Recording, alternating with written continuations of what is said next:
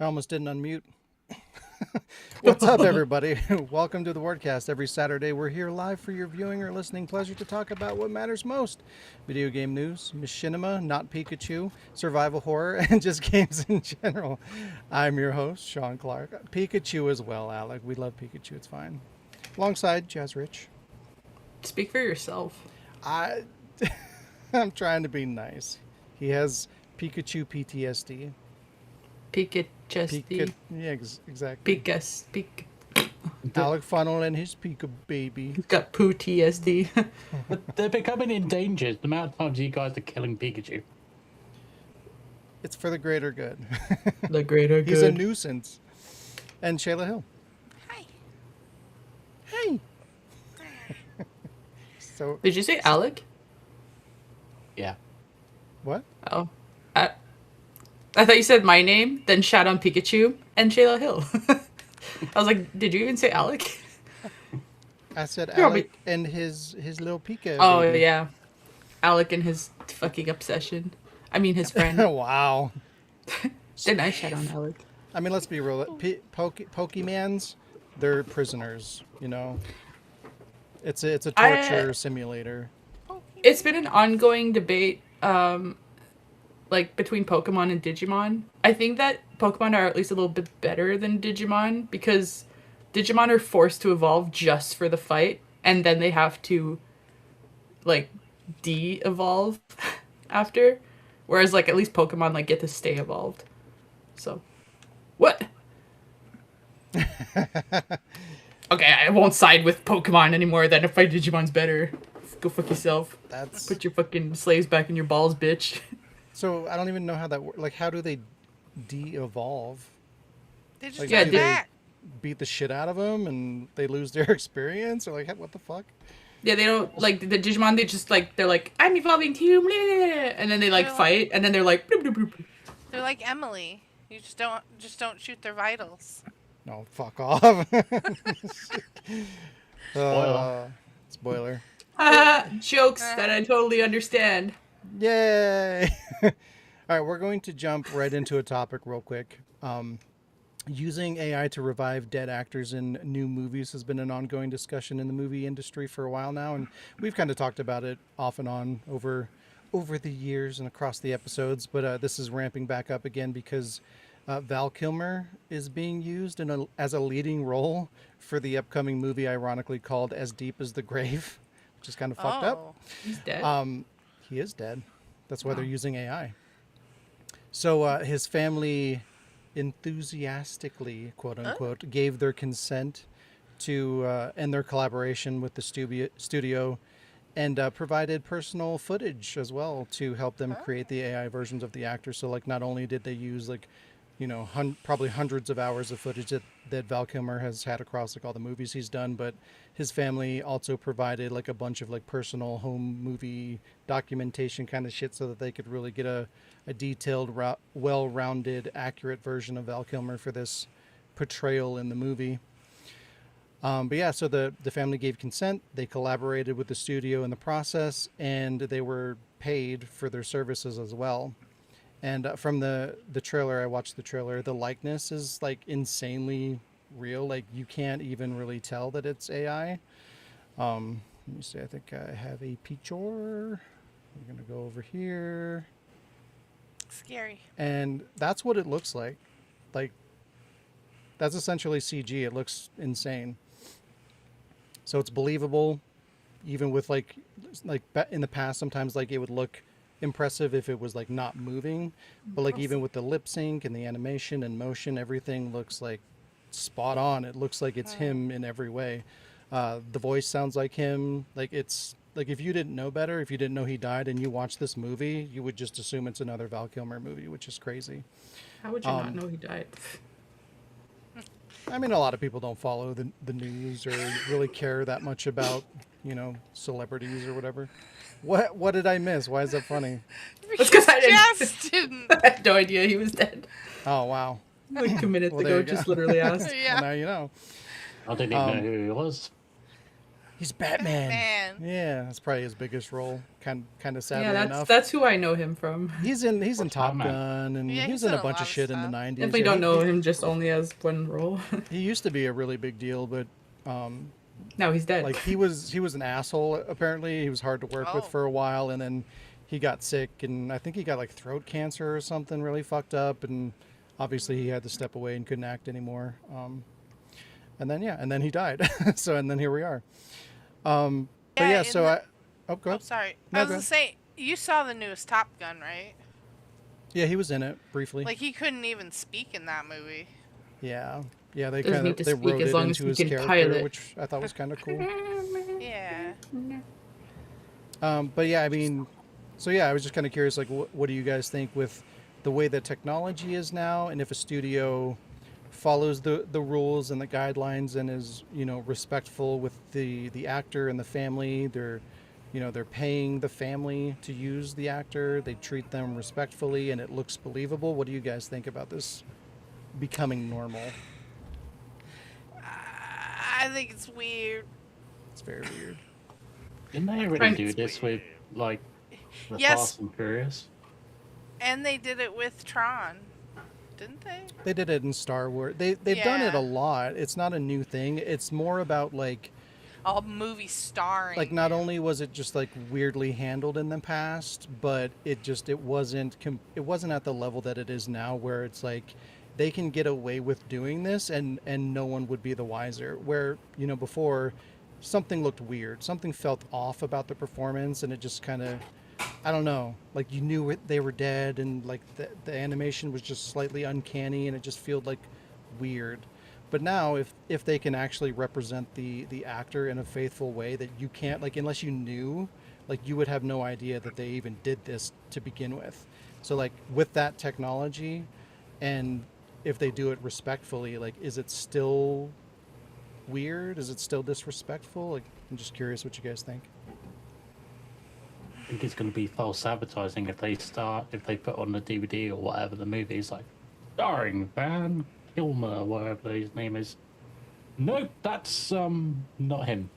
Yeah, like, how would they even market it? Like, is the actor's name going to be on the title, like starring, like you said, like starring so and so? Like, that's a little disingenuous, because it's not.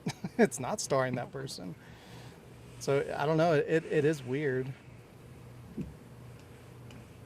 I don't know. Perhaps if I saw a movie with him in it, I might feel a little different, but it's becoming normal, as you said.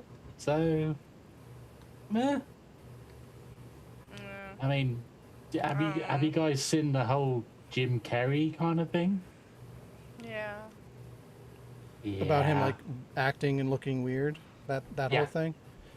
Didn't Yeah. he reveal? Didn't he like do a stunt where he had weird prosthetics on and he ripped them off?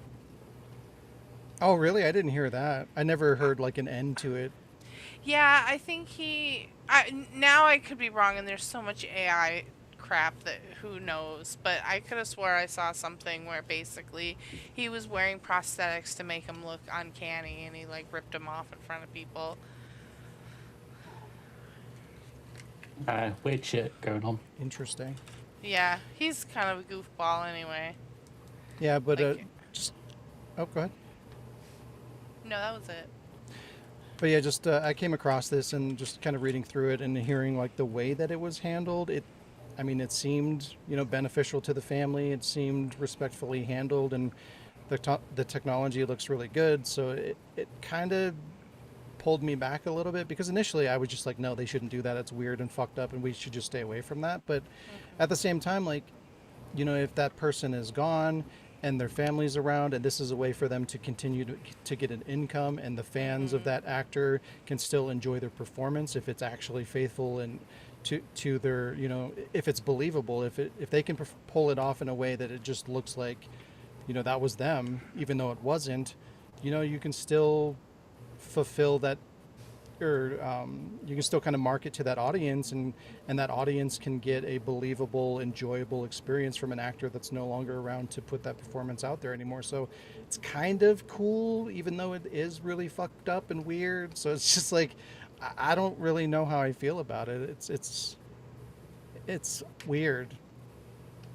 Well, let me ask you Hey, this. Wes. So, if one of us died, touch wood, we're not going to, but, eventually we will, one day. And we were doing a machinima, or, you were doing a machinima, and, like, you have this technology where you can use old clips of us Go for it. as our characters. It's like, would you feel like, yeah, all right, let's do it? Do it. I mean, like if I was a big deal and I was making millions of dollars and like I knew that I was going to die and there was a way that I could still like essentially provide for my living family through that method, and I knew that it would be treated appropriately and my family would be involved to kind of make to make sure it doesn't go off the rails and everything. I feel like that'd probably be something I would do. Like, it's not going to affect me because I won't be here anymore. And as long as it doesn't make my family uncomfortable and they can continue to make money off of me, that kind of sounds positive. I mean, it's fucked up and weird, but it's still, I mean, I don't know. I think I'd go for it probably. Well, there we go. People, if you have a donor card, the expansion might be more than just your organs. Yes. Oh my God. Could you imagine if that becomes a thing? It's a Yeah. box you check on your fucking license. Do you agree to give your likeness away, your digital likeness? Wow. I could see that being a real thing. That's scary. Along with like, do you want to be an organ donor? It's like Yeah. included in that. Yep. Do you want to And be a it's snowman? Yeah. I think probably the worst part of this is it does normalize things and opens the door to things that are not so great. I've been meaning to talk about this on the podcast at some point too, but I think it's out now, but there either is currently or there will be in the near future a service that kind of does the same thing where it's like you go to this company and you give them like all the material that you have on your loved one who's passed away, video, photos, voice files, whatever you have, the more the better, and they will build an AI model out of this person that you can just talk to and have in your life. And it's really fucking weird and creepy, and something like that I feel is just like that's past the line. But again, they go hand in hand. Like if you normalize this with celebrities and actors and movies, it just opens that door further to make this just seem like it's more of that, and that's where it gets weird to me. I can only... Go on, Shell. I'll make sure to set my VTuber to self-destruct if I die. There you go. I was just going to say, the only thing I can see where that would be beneficial potentially is if it was someone that had dementia and the person can't understand that their loved one is dead, and say that loved one was the only person that could calm the person with dementia or whatever to calm down. If you could build something like that, then if it's beneficial for that person, why not? Yeah, I think that's fair. Yeah. Like for Okay. medicinal purposes, maybe. I don't Yeah. know. But again, it's just I like the will- more avenues we allow that to exist, the more it gets weird, the more it gets normal, the more that it's used and manipulated AI and abused. Batman and Returns again. so, His parents return. yeah. But all right. I thought it was interesting. Thank you, Lee, for the 420. Giggity, 420. He says, there you are. There you are. Wesker death, please. Does that mean he's really gonna be Batman forever? Nope. Everywhere. Nothing but loathsome humans. You pretentious son of a bitch! There you are! Really, bitch? Ha! Ah! No! How is this possible? Great job. Oh, let's see that again. Wow, how dare you, Lee? I take too long to finish the unboxing video, so it's just going to be an AI that does it because I'll be dead by the time it's finished. It's fucked up. Well then. Yeah, anything else on that topic before we move on?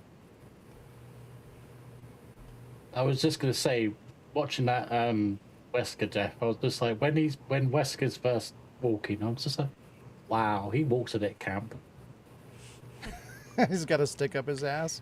Yeah. Yeah. All right. How is So, this possible? so this week, Not really him though. this week we're talking about previews of the next Resident Evil movie surfacing, more hardware price increases, of course, and Sony still playing with the emotions of Bloodborne fans. We have a machinima showcase from one of the Ward family. Games this week include Box Fart and the guessing game. Then it's time for Read Your Comments, which we haven't done in a while. And I noticed, I didn't just say nobody asked us, Yeah, because well usually done. I just kind of go into it. But yeah, I noticed. All right. But before we get into all that goodness, Jazz, how's it going? How was your week? Bleh. Eh, bleh, bleh. It went fast on days that I wanted it to go slow, and it went slow on days I wanted it to go fast. So that's a thing. I hear myself echoing through somebody. I don't hear it. Weird. I don't hear it. Chat, do you hear it? Let me know. I don't like hearing myself speak. It's definitely not me because I was muted right there. So I don't know. So I nah. It's just like anyway, I'll try to ignore it. What did I do? I watched some stuff. Speaking of Val Kilmer, I watched Willow because I fucking love Willow, and I always watch stuff when I'm working, so I watched Willow, and it came out the same year as me, so that's an old movie. So he was little baby face Val Kilmer back then. That's the only role I know him as, so because I haven't watched the Batman movies, so he's always gonna be Mad Mardigan. And then I played some games. I can't remember the name of one exactly. It's like Sin and something. Punishment Yeah, probably. on the Wii? No, I was playing them on my Switch, but I don't know what it was originally out for. Oh, have you played the N64 version, maybe? Yeah, probably. Oh, that game is so good. Yeah, it was pretty Isn't that fun. the one that didn't come out in the U.S. initially? It didn't. Yeah, it was only... the Wii version came out over here, but the N64 was Japan only. And I think it's on the, like, N64 catalog on the Switch. Yeah, Yeah, it's in there. I think the So very good. first time they made it available was digitally on the Wii store, Mhm. and then from there it kind of made its way around to Yeah. the Switch and whatnot. How is that? Is it good? I- I've never I- played it. I was enjoying it. I like the idea, like, I don't really like the games, like, when I first started playing, I was like, oh, it's gonna be like one of those mobile games where you just, like, run left or run right and avoid the targets when they're coming towards you, because the game, like, character just keeps running forward. But it's kind of cool because it's not, like, it's kind of third person, but it's not really, like, a set camera, and it's not really, like, you have to, like, move one way or the other to kind of avoid stuff, but at the same time, like, you're using your thumbstick to, like, shoot like a linear shooting game, or like a rail shooter, I mean. So, like, you're shooting the stuff, but you're, like, trying to dodge stuff at the same time, so you're like but it's fast paced because your character's just running forward at the same time, and you're like so I'm like, I got into, like, right away, and I was just like, whoa. So it's not bad. It's got real shitty, like, voices. And Yeah. I thought my character was a girl the whole time. He started talking. I was like, "You're a dude." You know, those shitty graphics. But yeah, it wasn't bad. And then I played. Well, I played and finished Life is Strange Reunion. That was fun. I kind of like the idea that it did. I'm not going to go into spoilers, but I like the idea it does where you're not playing Max's story, you're not playing Chloe's story, but you're kind of doing both. But then in some conversations it's confusing because like it's like choose the option to say for Max, choose the option to say for Chloe, but like it shows you the pictures, but like their hairstyles are kind of the same length. So I'm like, wait, who am I? who am I talking for? What? And at the same time, it's like, does what I say matter? Like, because I'm gonna respond. I'm the one responding. So what? But it was kind of cool. And at the start, you get to go over like all the not necessarily like romantic relationships, but like it lets you choose like, okay, these are the people that Max has had relationships with in the games. Like, so what was your relationship with this person? Did you romance them or just be friends? What about this person? What about this person? And then that kind of like manipulates your game for this one. It's so cool. Like, were you friends with Chloe in the first game, or did you like romance Chloe? Did you kill her or did you save her? Like, it's like doop doop doop, and then it's like, okay, this person in not True Colors, in Double Exposure, and then it's like, okay, this. So I like when games do that. I think Life is Strange 2 kind of lets you do that too, where it's like, hey, did you save Arcadia Bay or not? And then when you pass through Arcadia Bay, it's like, is it there or is it not there in Life is Strange 2? Not through, but you like pass over and then you see it. And there's another thing too, but I won't like say it. But yeah, it was good. Shayla kind of got to watch for most of it, and then we'll start over so you can see. But I want you to see Double Exposure first, because I feel like it kind of follows Double Exposure. Like it's pretty much like not right after, but it's, you need to have Double Exposure. Like True Colors doesn't really matter for it, but you need to have Double Exposure or play it to kind of understand, because otherwise you're like, who the fuck is this? Why do they care? What happened? What? It gives you a summary, but at the same time you're like, huh? What's going on? Who are these people? Why do I care? Okay, bye, Sheena. And then I played a little bit of The Oculist, The Occultist. I keep searching up The Oculist, and it's like, oh, you need an Oculist? And I'm like, no, The Occultist. It fucks me up because you're looking through this little, like, thing. So you should be The Oculist. And you should have this shit, like, on your eye at all times.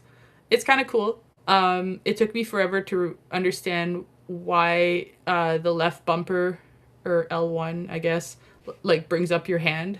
Because you're like holding your thing, and then like you bring up your hand, and I'm like, why? Like, I can't open doors. I can't. What is the point of this? And so I got fed up, and I Googled like, what is point of this motion, or like this function in this game? And they're like, oh, this is how you check your health. So like your hand will get like more and more fucked up if your health is going down. I'm like, oh, which is kind of cool. Like, instead of a health bar on the HUD or whatever, you just bring up your hand, and like his hand, like, that's if your hand is good. Yeah. And then like the little, like, in the trailer you were asking like, what the fuck, like the lens, Sean, like, it's cool because like you see things that like lost items. Like, I won't get too detailed, but for example, like, I'm outside and there's like a tree stump, and there's nothing on the tree stump, but if I hold up the little lens, there's an axe and then like blood around the axe, and I'm like, ooh. And you're like, there it is, now it's gone. There it is, now it's gone. So like, it just, when that happens, can you use the item, like the axe? Can you like pick it up and use it, or is it just like for finding clues? It's for finding clues, and like you can follow like trails of stuff, like foot trails or something. But in some instances it'll show you like, there's an item here, and then you can like pick it up, or you can add to your story because you're trying to like build a case or a story you're investigating. So it adds it in your little journal. Think of Murdered a little bit. Yeah, it makes me think of a mix of like Murdered, but you're alive, I think. And so far I think. And like his name's Alan, so I'm like, oh, am I Alan Wake or am I Alan Dead? Like, I'm just Alan. But yeah, no, it's cool so far. I haven't done. It took me forever to figure out how to open a door, but it was just I was overthinking things, and I was like, oh, okay, yeah, gotcha. So that made me a little bit mad, just because my brain went into like how complicated things can get sometimes. Yeah. So, I mean, I so far I recommend it. It might get worse, but it can only get better. I think it might get worse, but it can only get better. What? I don't know. I also played. Ocarina of Time, because I felt like yesterday I was bored, and I just was just sitting there with like the Switch controllers in my hands. You know, like you could just like be like just one all the way over here, one all the way over here. They don't have to be like this. So nice. And then I was just like, I want to play something, but I don't want to think. So I just played that, and I just like started running through it. I asked Brett, our DM, I'm like, what should I name my character? I want to insult him. And he told me to name him Hoser. So my character's name is Hoser. Everyone's like, yo, Hoser. Go save the world, Hoser. I'm like, goodbye. And I played for the first time, finally, something that I've never gotten to play as my childhood, Super Mario 64. Yay. Yeah, I haven't And played I'm that still either. in the first portrait because I keep running back in, because they're like, go get the star, and I get one star, and then it kicks me out of the portrait, and I'm like, but that's not the star I needed to get. So I go back in, and I'm like, oh yeah, another star, and it kicks me out. I'm like, but that's not the what? So I have to go back in, and so far I've fallen off the mountain like 5 times. Yeah. So, but yeah, I finally got to try that game, and many more to come, because I just randomly got back on my Switch. So Gross. because I found my charger for it. That's why. Oh, nice. Yeah. You lost it? That's not good. When I moved, I put things in different boxes, and I couldn't remember, and I thought I found it for the longest time, but it was the charger for my record player, and now I can't find the charger for my record player. So, yay! You can't have all the chargers at once. You have to pick one at a time. Yeah, It's like a rule. yeah. Anyways, I don't have show and tells, because I got dice, but they were just generic. But yeah, I got more dice coming. So, anyways, speaking of dice, Shayla. Yes, my Thank you. week. Okay. Uh, I got. I'm just trying. Oh, I already forgot what I played. I played. I mean, Jazz mentioned some of the stuff. I did play a little bit of Pragmata, which I thought was really cool. It makes me want to get the full game. Oh, you played the demo too? Yeah. Yeah, I like the demo. And I watched my friend play some of it too, so it's got me really excited to try it. I didn't realize that they got one of the Macross mech designers to like work on designs for that game. That's pretty cool. But yeah, I like the overall look of it, and it's cool to see them actually making like a new IP, which is nice too, which is why I want to give it a shot. Um, what? And then I have, because I don't want it to, I have a lot of show and tells, but I don't want it to be like all show and tells. Um, I mean, it can be if that's all that yeah, was that's, your week. That's a short week. You can okay. pad it out with your show and tells. Okay. First I'll do some of the stuff that I got. Let me just share my screen. Right here. Because these are super cool. Can you see it? First Yep. of all, look at this little thing. It's so cute. It's got little sparkly eyes.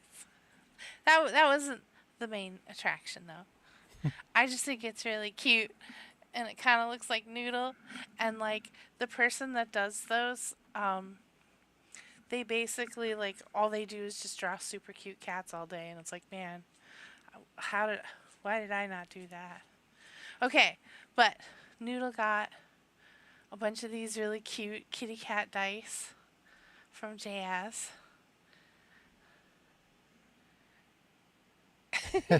You got a 1. I rolled bad for her. And She then looks I got upset that this. she got woken up. I know. I'm sorry, Noodle. She's like, my stuff. You're the one who laid in the way of show and tell, okay? She just re-rolled your 1.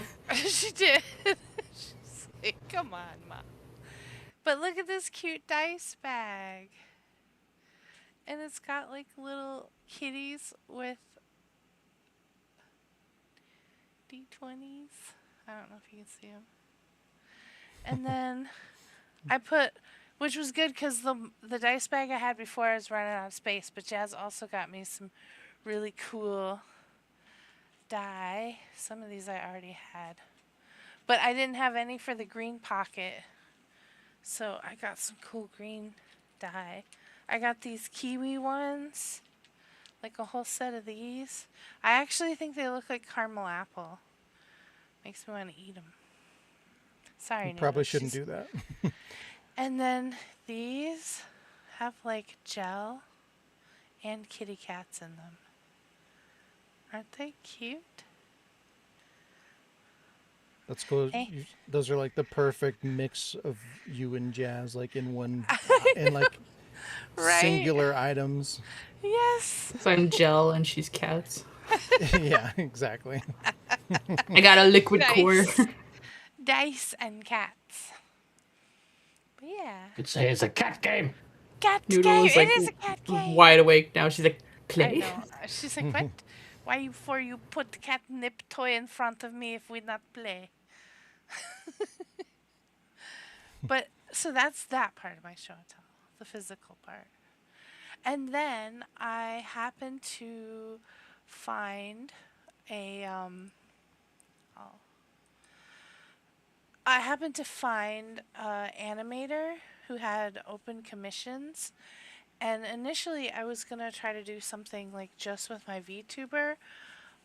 That's what I was trying to do, but it turns out that my 3D VTuber isn't like rigged for 3D animation. So I'm going to have to do some like tweaking or possibly make a new model before I can get like my character fully animated. Basically she needs like a face rig, and because of the way it was designed, it doesn't have like it doesn't have a way to like open her mouth because there's nothing behind her mouth, if that makes sense. So we ended up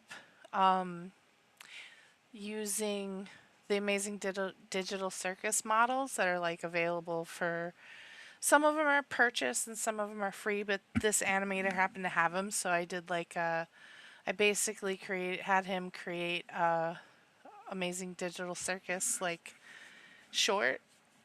I guess it's like machinima / original animation.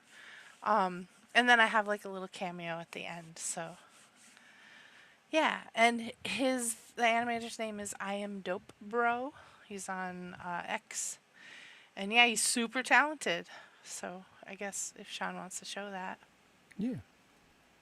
Would you guys be there for me if I was going through something? No. Nope. Absolutely not. I hope it emotionally scars you for the rest of your life. I hope you reach out to me so I can ignore you. I can't wait to go to your funeral knowing that I could have changed that outcome.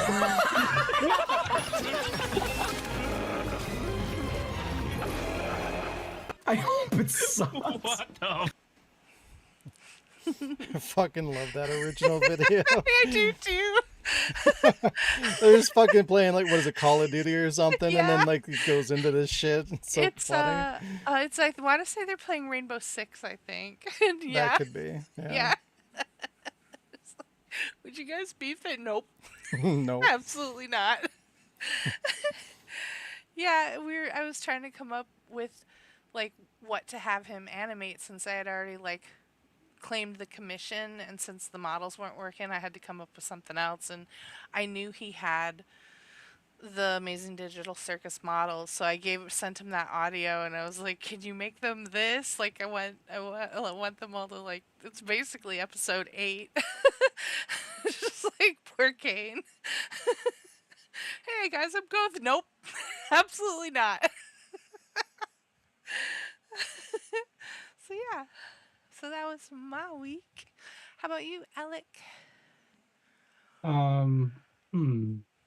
I have to check out that guy you said about because, like, I'm still trying to get that fucking Jill and donut thing in Oh yeah. outside the residence. So.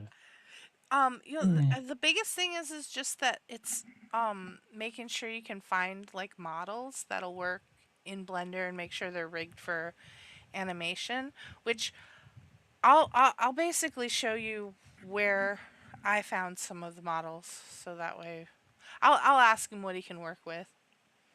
Okay. Yeah. So. Yeah. My week's been a boring adult week, really. I've had to gather evidence the entire week and possibly the next couple of weeks, just to kind of support a theory. Not a theory, but some paperwork I have to do. So yeah, that's been boring, and it's like I actually forgot to do anything for the WardCast this week until like today. I'm like, oh shit, I haven't done anything. Like, right, go. But yeah, did I say last week if I completed the last video page of Dino Super Crisis? Or did I say I did? Well, anyway, it's done. So yeah. And Jazz had just sent me a line, so I can add that in, splice that in, and then it's just one more line to possibly add. I played something new to me this week. Played it for about, I don't know, 45 minutes. I can't explain how I played it, because that would give something away. But I played Dirt 3 on the 360. So, yeah. A random game on a random platform. Let's go. Yeah.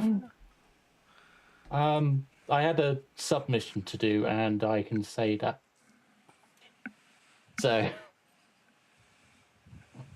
but yeah. Other than that, I think I played something else. What was it? What the fuck was it? I don't know. I think I played some. Oh yeah, that was it. I played this fucker, which is Happy Hour or Last Call. So, yeah, it's quite a fun little game. Me, Lee, Anna, my sister, and everyone in the family played it, kind of thing. Came out in the year 2000, so yeah, that old. And I was just amazed that I actually got it working on the backup PC, and I was able to copy the sound files from it. So I'm still sorting through it out, but I might add some more sounds onto the voice mod. So it'll be fun. Yeah. You know, a game is old as fuck if it's got a physical PC copy. Yeah, if I can get a cheap copy of Prisoner of War for PC, my brother, not Lee, Neil, he likes the main character and says, "I'll speak to you later." It's based in World War II, and he's like, you're a person trying to escape the Nazi regime in the prison camps, and he just goes around talking to people, and then when he's done, he's like, "I'll speak to you later," and then fucked off.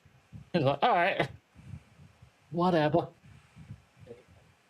It's just fun, nostalgia. Sean, how was your week? Yeah. I found a amazing Claire Obscure art book that's being distributed through Pix and Love. They are a company that made this amazing collector's edition. And they made it originally only in Spanish for some reason, and it looked really cool, and I wanted it, but like it kind of sucks to get it in Spanish because I think well, maybe not most, but like half of the art book is like also kind of like behind the scenes interview comments from the developers and stuff like that. So it just kind of sucked to not be able to experience that part of it. I've had to deal with that a lot with a lot of the Japanese imported Biohazard books for Resident Evil that have like all these cool little elements of it that I'm just like not allowed to experience. So, but yeah, so it's just kind of a little disenchanting when it came to that particular art book. But they're doing a English translation, which is really cool. They just put that up for pre-order, and it's going to be a limited printing, and it looks really, really, really cool. This is it here, and yeah, like it's really cool. It's limited printing, but it's only available for pre-order until the 6th of next month, May 6th. Oh, wow. So very limited pre-order window, very limited distribution.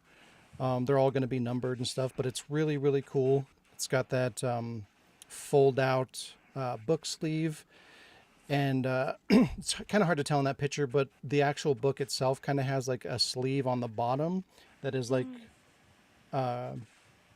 Alicia's mouth. So like when you slide it down, you can see like her whole face and stuff like that. It's really cool, very well put together. And just really high quality. I love art books that are kind of like in itself an art piece, and this is definitely that. It's really cool. It also comes with, it's obviously hardcover. It comes with 10 lithographs as well. It's got a numbered metal plaque with it as well. So it's really, really premium, really, really nice, really limited.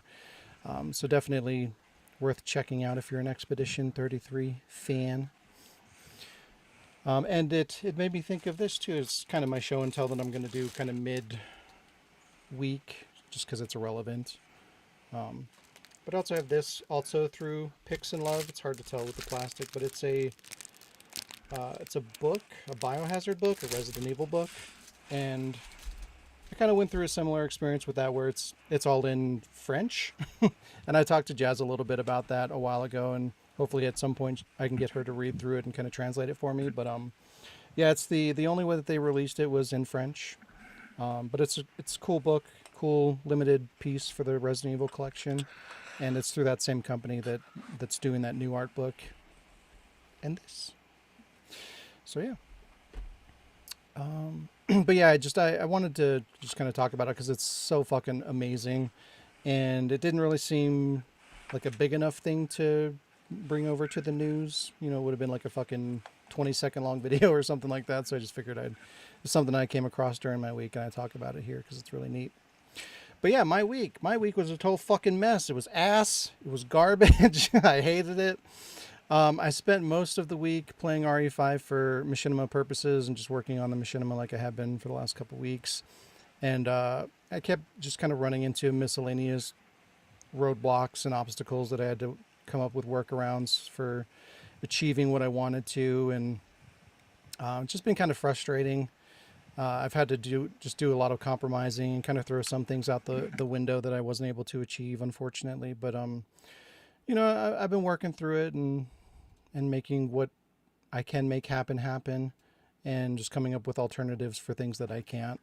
But just a little disheartening, just kind of having the vision and having to trim it down in different aspects. But that's part of creating content, making videos and shit. Just how it goes. I mean, pretty much every single video that I make, I always have to cut dialogue, but it's just been a little bit more extreme this case around just because there's certain new kind of content creation elements that I've been trying to implement that I was hoping were going to work a little bit better than they are, but I'll figure it out. And then the main reason why it sucked ass was because the two primary video files that I captured for that project completely just disappeared for no reason, just poof, gone. No idea why. I went to launch the project and it said the files were just not there. So yeah, just normal day. Let me open up this project, start working on it, and the files were just gone. I looked everywhere. I spent like half a day going through my computer, seeing if maybe the file name got changed, it got moved, I deleted it. It wasn't, checking if it was in the trash can. I was just panicking, going through everything that I could possibly think of, looking for ways to recover data. Nope, just gone. So yeah, that was rough. That was about 3 hours of captured footage that I lost, and all of the editing within that 3 hours of footage. So I had to go back and recapture 3 hours of footage, and again, I'm going through that footage again, and I have to re-edit everything from step one, recut everything, separate it, pick the scenes.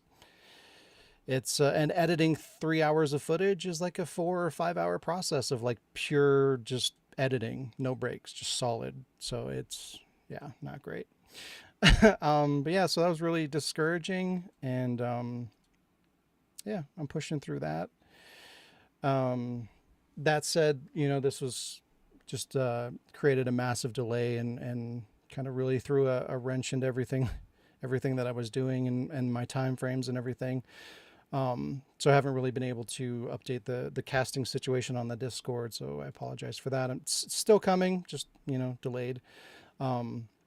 And I had to pretty much pause like all the voice actor elements that I've been pursuing in terms of like casting and sending out dummy lines and auditioning and all that kind of stuff. I just had to pretty much pause that entirely until I get caught back up to where I was before, because I was already feeling kind of behind, just with those other obstacles that I was talking about, and then I got hit with that. It's just like my fucking creative world exploded on me. So but yeah, I'm just kind of dealing with that. What did Lee say? Did you RE5 on Steam with DLC? Wallace Stunts. Yeah, I did get the DLC actually. Yeah, that's kind of a follow-up to about last week. I did end up buying that DLC because, well, I ended up rebuying RE5 again because like Gold Edition was just $5. I think you were the one that told me that, Alec. So yeah, I just ended up buying that for $5, and it just overwrote my existing Resident Evil 5 copy, and now I have all the DLC, which is good. Not that it fucking matters because I lost all the shit that I captured for it, but I do have that, and it's so I can at least I have that, and it's one less thing I have to worry about in terms of capturing things between different copies of the game. There is still one thing I need to well, I don't even know if I'm going to bother, but like last week I was talking about RE5 has like these like glitchy effects going on with the water and stuff like that when you're in like the swampland area, and it really bothers me. I don't know if it's going to bother everybody else as much as it does me, just because little things like that are annoying to me. But like the only way that I could fix that is I'd have to go through the game again on console and record it and hope there's not like a variation in resolution, and I don't even remember, like I don't remember that ever happening on console. But maybe it is there too, and I just didn't notice. You know what I'm talking about? Where it's like, it literally looks like there's frames of animation where the water just disappears, like it in a flash. It'll like disappear and it's back in like 1 second or like 1/10 of a second, and it's constantly doing that, almost like a strobing effect, like it's failing to load certain textures or something. It's really fucking weird, and I don't remember that ever happening on console. So I'm assuming it's a PC issue, but I don't really remember. It's been a long time since I played the console version, so I don't really know. But I also don't want to have to go through the game a fucking again just to get like a handful of water scenes that I can swap out. So I don't know. We'll see. I might do it. But if anybody remembers if that happened on console or not, you could save me a little bit of extra legwork. If it is in there, then I can just ignore it. But we'll see. No, there's not a mod for the textures. I looked everywhere. There probably was. There used to be way more mods available for RE5 back in the day, but over time I don't know if it's like through updates or just, Capcom striking them down or whatever the fuck is the issue, but like 90% of the mods for RE5 no longer exist, unfortunately. So, and that mod I could not find because I was desperately trying to find it to make my life easier, and I couldn't. I looked everywhere I could think of. But yeah, I derailed myself a little bit there. What else? Yeah, just the basically everything's delayed. So if you're one of the people that are waiting on me updating the Discord situation and the available roles and casting and all that shit, just know it's still happening. Hopefully, maybe next week we'll see how it goes. But just kind of everything's been a little bit delayed just because of all the bullshit I've been dealing with this fucking machinima and my goddamn computer fucking me over. But we'll get through it, one step at a time and all that good shit. Other than that, I think the only other game that I played this week was Infinity Nikki, which was a game I was interested in like when it first got announced like a long time ago. But like as more details kind of came up, it looked less and less like a game that I'd be interested in. It's a very girl game. It's a girly game. Like, I don't want to like if whoever wants to play it, but it's a very girly dress up game, and like it's like I knew initially that that's kind of what it was going to be, but I was kind of imagining kind of like a I don't know, like more combat oriented game where outfits kind of play into your abilities. It does a little, but not a little. But I thought it would be the opposite. I thought it was going to be a lot. That you're going to be most of the game is going to be exploring and fighting shit. And as you're doing that, you're finding all these outfits that affect your abilities. But no, it's a dress up game with a little bit of combat. That's all it is. Did you know about the history of that game, that how they screwed a lot of the original fans over? I remember hearing a while back about some kind of like really predatory microtransaction currency situation, but that outside of that, no. So when that predatory stuff was just like the icing on the cake. Like basically when that game first came out, it established a story. It had this long, cool cinema where it introduced the main girl and her getting whisked away to another world, and this whole backstory with like another character. And then they did this huge update that implemented that horrible like currency system, and also like retconned the original story and just like gave a simplified, dumbed down. So like the one you played when you started the game, that's not the original like intro to the game. They actually like retconned everything. Yeah, it like from the moment I started it was just kind of an awkward experience because like it just like throws you in now. Yeah, it just throws you in, and it's like I feel like I should just. There's a lot of things that I should know going into this, like this is some kind of DLC or something, but just like characters floating around through the galaxy being pretty or something, and I'm just like, what is happening? What is this? The fuck is this? Yeah, and it's long too. It's like the intro's like a good 20-30 minutes before I even got to any gameplay, and I'm just like, what the fuck is this game? And yeah, spending like money on dresses. Yeah, and then once I finally got into it, like it's it's kind of one of those like if you like collectathons, it's also fine in that regard too. But again, like I was expecting it to be kind of like an action adventure game with a lot more combat going on than there is. But it's fine, I guess, if you're into that. You like the theme, you like the characters, and you like just kind of going through a big open world and collecting shit. That's there too. Yeah, I don't know. It's not for me. It's not. Oh, and on top of that, I didn't realize how incredibly mobile game that fucking thing is. Like, it is a glorified mobile game completely. Yes. Like, I don't know if there's a mobile version on it, but it's completely designed around a mobile game ecosystem and mechanics where it's like constantly there's notifications popping up for you to like click this and click that and do this task and click over here to get all these fucking microtransaction currencies, and I'm just like, oh my god, this couldn't be more of a game not for me. It's just this game was built to offend me on a personal level. But yeah, so there's that. But I'll never let him live that down. It's Princess Sean game. I gave it a shot. You know what I mean? Like I did my part. But there you go. That was pretty much my week. Before the lore. Before I wrap up my week, I also got memberships up finally. So this is another option for anyone who wants to support.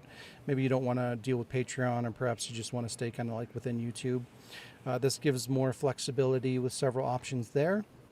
But the most important thing for that is that I really wanted like more ways to kind of enrich the community and like emojis and just different things that you can kind of do with, kind of like Twitch, where you can kind of have a community and you get like rewards and themed emojis and all these kinds of things. I wanted something like that, so this was a way to kind of kick that off. So with memberships, we hold on, let me find my thingy here. Not that thingy. I gotta go over here. Give me 1 second. I gotta get better at like presetting things up on EVMux because it's a pain in the ass and it's confusing. Yeah. Okay. So I got that ready. So with memberships, we have a kind of like a level system with badges that upgrade. They upgrade the longer that you're a member. So I created some cool little asylum badges for that'll kind of show your be a physical or a visual representation of your level. And then you can access ward emojis. I made some of those. It limits how many that you can have based on like how many members you have. So right now I could only do 4, but hopefully like over time we'll get more members and I'll be able to add more emojis as we go. And another thing with the emojis is like I kind of struggled coming up like with ideas for what those would look like and what would be kind of the most functional versus like creative and ward themed and stuff like that. So like I said, I came up with 4, but if you guys have any ideas for like what we could do for emojis and just kind of silly dumb shit that we could have as like community jokes and gestures and things like that, I'm more than willing to consider those and create some fun things for the community. And then I'll show you kind of what I put together, which are these. So it's kind of a collage of all the different things that I have. On the right there, you can see those are kind of your level badges. So the longer you're a member in the community, you'll level up and get different badges, and they start at bronze and they go up to gold, and they're different kind of versions of like the ward asylum, so you'll have those kind of next to your name. And then on the left side there, you have some of the emojis, and I kind of put bigger versions of the source files because the icons are super tiny, so it's kind of hard to see a high quality version of what those look like when you're just talking about the emojis themselves. So in the corner, you can see kind of a blurry version of what the emoji looks like, and then you can see like a bigger version of what the source file looks like there. But the idea of those was, we've got the RCS Claire saying, "What?" We got Dual Leon's excited laser eyes there for, excitement emotions or whatever. We got Dual Jazzmaster Sadler hype face with raining candies coming down his head for hype. And then for Alec, I got a vengeful Pikachu with a gun. Avenge. So, when Alec is feeling upset, you can spam those in the chat and get vengeance for Pikachu. But yeah, just things like that. If you guys have any additional ideas of like things that we could do, I'm definitely open to doing that to make it just a little bit more fun and more engaging for everybody. I'm surprised you haven't done the your pillow, the Leon face. Yeah. Do what? Done, your Leon pillow with the face. The like 300 Oh. times. Tricky Leon. Yeah. Derpy. Yeah. I mean, I only had 4, and I wanted to make them more specific to like ward stuff rather than general kind of memes or like Resident Evil things specifically. But again, like hopefully like if we get to the point where, I can do more of these, we can definitely do like things like that, for example, would be cool. It's kind of shitty that they only give you 4 to start out with. That's like nothing. It's hardly, I don't know. It just seems a little stingy on YouTube's part. It does. But yeah. So yeah, I was working on that this week as well and finally got that going. I'm not going to kind of go into like the smaller details of like what you get with a membership. I'm going to put together a video kind of announcing, hey, memberships are here and what you get with the different tiers and stuff like that. So if you're interested, you can watch that video. But, you know, you're going to get like other kind of perks, like similar to like what you would get on Patreon, where you're getting like exclusive videos, outtakes, things like that, shout outs in the credits, and similar rewards. But yeah, it's a little way to build community a little bit more. And yeah, I did my show and tells. That was pretty much my week. It was ass. And yeah, there you go. That's my week. Ass. Ass. Still can't fucking believe that happened. And I think the worst part about the whole fucking thing is that, like, since I never figured out why that happened, it could happen again. You know, like I could go through there, you know, I have all my footage now, and then I spend another, 5 hours editing that shit, and then like the next day I go in and I go to work on my project. That shit could happen again. My files could just disappear because I have like literally no idea whatsoever why they would just disappear. Like, it doesn't make any sense. So I'm hoping that was a one-off, because if it happens again, I'm going to fucking jump off a bridge. So we'll see. We'll see what happens. All right. I hear a windstorm. I just want you to know. All right, it's time for some news. Oh, is it? Is it? There it is.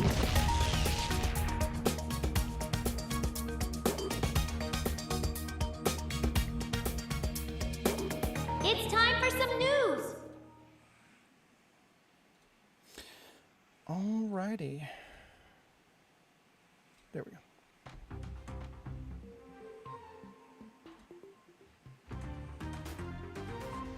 Bloodborne fans seriously can't catch a break. Over 10 years after release, fans are still calling for a sequel, and Sony simply refuses to make it happen, despite the game selling an estimated 9.3 million units. It doesn't really make sense to ignore a large pre-existing fan base essentially begging to give you money. Maybe they're afraid to live up to the expectations. Who knows? And then there was some news. Was it for a sequel? Of course not. A remaster? No chance. It's for a movie. An animated movie. Now this could work, but will it have the talent to make it happen? It doesn't appear that way. Will it have the budget? Who knows? Does it even matter? With so many exhausted fans waiting on a new Bloodborne game that will never come, will this even be met with excitement, or just add insult to injury? I don't think any of us are particularly big Bloodborne fans. I'm probably the biggest one of all of us, and I'm not at all. I've played a little bit. I mean, I probably put a couple hours into it, but I never really got outside like the probably like the starting zone, just because like I'm obsessive about shit. Like this is part of why I can't play fucking Souls-like games, is because like when it comes to those games, like the enemies are constantly respawning and shit like that, or at least they respawn like every time you go to heal yourself. So like I just get stuck in one area for fucking ever because like I want to get the perfect run. Like I'll be waiting for a run that I'm satisfied with, where I've got good health, my items are in a good place, I got a good amount of experience, and like in those kinds of games, like to have all those things kind of going on simultaneously, unless you're really, really good at the game, it's probably unlikely that that's going to happen. So like I never really get the outcome that I'm looking for, so I'm just sitting in the same handful of areas, just grinding and dying and resetting, and so like I typically don't make it very far in those kinds of games. But yeah, from what I've played though, like it's cool. Like I like the aesthetics, I like the designs, I like the characters, I like the world. Everything seems really cool. So I mean, I can already tell like it's a game that I would enjoy, generally speaking, outside of like the Souls-like mechanics.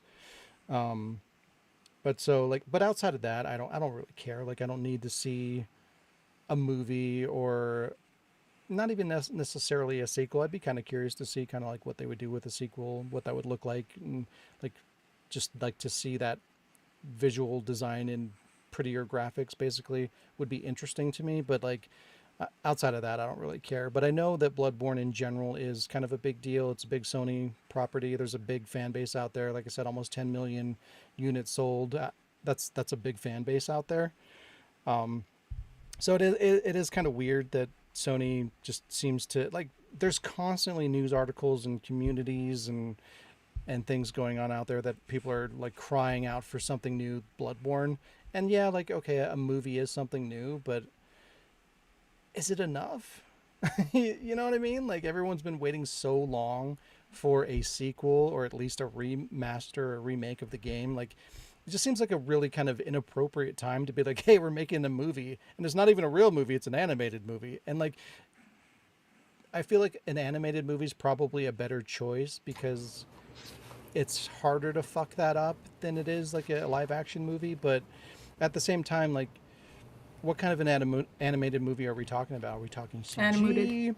Are we talking like traditional hand-drawn animation? And like it's just tough because those are really expensive to make and the quality can vary so dramatically that like there's no way to really even set proper expectations for what this could or will be. So I don't know. It just seems like a weird, disconnected, disjointed thing for them to be like, hey, we're doing this thing. Like, I just feel like it's going to fall on deaf ears and probably just be more insulting to the fan base than anything at this point. It'd be something if it's like, hey, we're doing Bloodborne 2, plus we're doing this movie. That's a different story. But like, I just don't think this is the time to try to pursue something like that. And me personally, I know Jacksepticeye has a shit ton of fans. He has like 30 million subscribers or something like that. I know a lot of people like that guy. I'm not one of them. And I don't think that he's really a good fit to produce something like But this, Sean, honestly. his name is Sean. I know, and it's spelled incorrectly. So fuck that guy. It's spelled the Irish way. Yeah. But yeah, I don't know. It just seems like a bad idea to me. What do you guys think? I'm hyped. Are you? Yeah. Okay. I think. You want to elaborate a little bit? Oh yeah, I will. I think there's a good chance it could be an absolute disaster, but I feel like it's probably it. I'm guessing it's like a passion. Like YouTubers with money are now like pursuing like passion projects, and I think that artists and creative people are going to benefit from it. So, and they're obviously doing really good at utilizing their fans to kind of like send a message of like what people want. Like even just like with the Amazing Digital Circus coming to theaters and like selling out, like pre-selling like millions already, when like a lot of movie theaters didn't even want to like take a chance at showing it initially. So like I don't know. I think it's kind of cool. I guess I just can't help but look at it like, I don't know, just timing is everything. You know what I mean? It's like why they waited so long and people have wanted other things for so long that like for them to do this, it's just too little too late.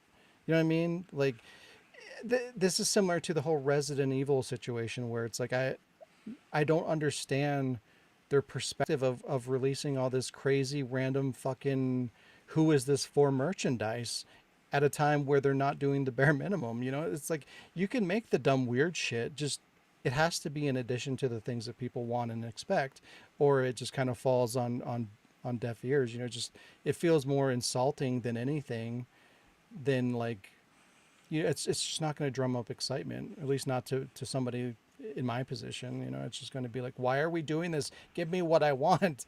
Stop it. You know, it just kind of goes back to like the whole Outbreak situation where it's like we got all these random stupid multiplayer games when everybody just fucking wanted an Outbreak game and we never got it. So like those games were released for no one and they all died because nobody gave a shit.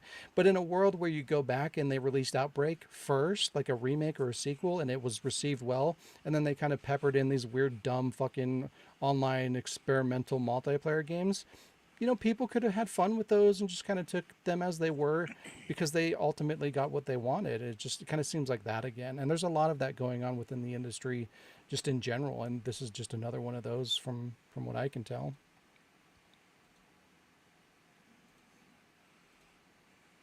I guess we gotta wait and find out. Yeah. Maybe I will be wrong. Maybe this will be some high quality, amazing animated movie, and I hope that's the case. You know, that'd be great to see, and it could even push sales up high enough that maybe they will entertain the thought of a sequel or a remaster or whatever the fuck at the end of the day. You never know. Yeah, but how often do video game movies do well? I mean, recently more often than, I don't want to say more often than not, but more like way more frequently than they did before. So like there's more of an opportunity for you to get a good video game movie today than say the mid early 2000s, you know, or even like the 90s or whatever. It doesn't mean it's going to happen though. It just means there's more potential. The Mario Bros. Movie was fantastic. What are you on about? Better than a fucking Galaxy. Couldn't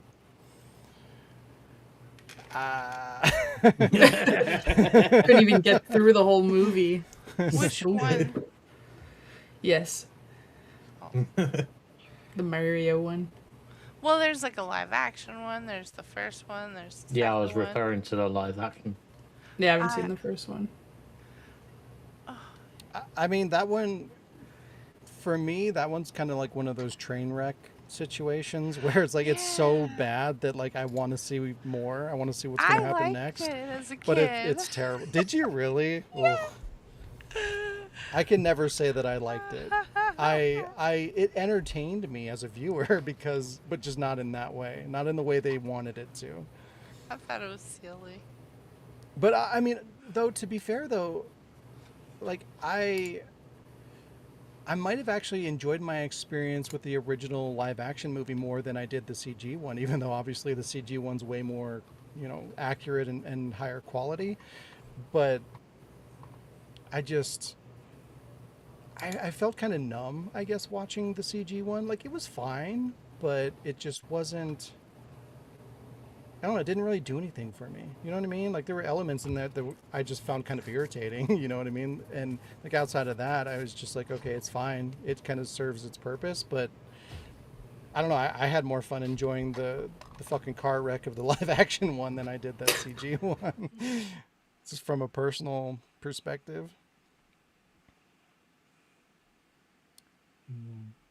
Yeah, You Sean? Yeah. Have you seen the Residents of Evil Resurrection Biohazard story thing? I have. Did you? Yeah. Yeah. You know, I had to look at it like it was like a fan-made thing, and I'm just like, oh, it was. Yeah. Don't get me wrong, it's nice to see the cast, but it's also not. I was just like, oh my god. I still love that. Oh, it's not on Residents of Evil. I'm still thinking about that Mario thing. I'm still. It always makes me think of the. I think it was Smosh. Every time they make a joke of like, "It's me, Chris Pratt." always makes me laugh.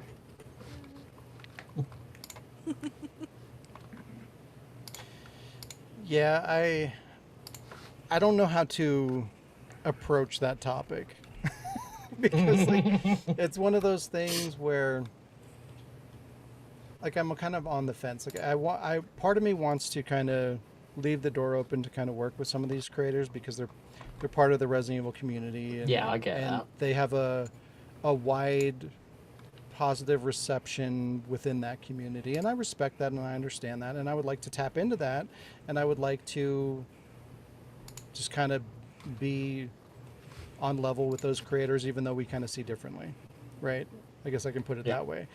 But I have opinions that will probably burn those bridges immediately that I avoid talking about. But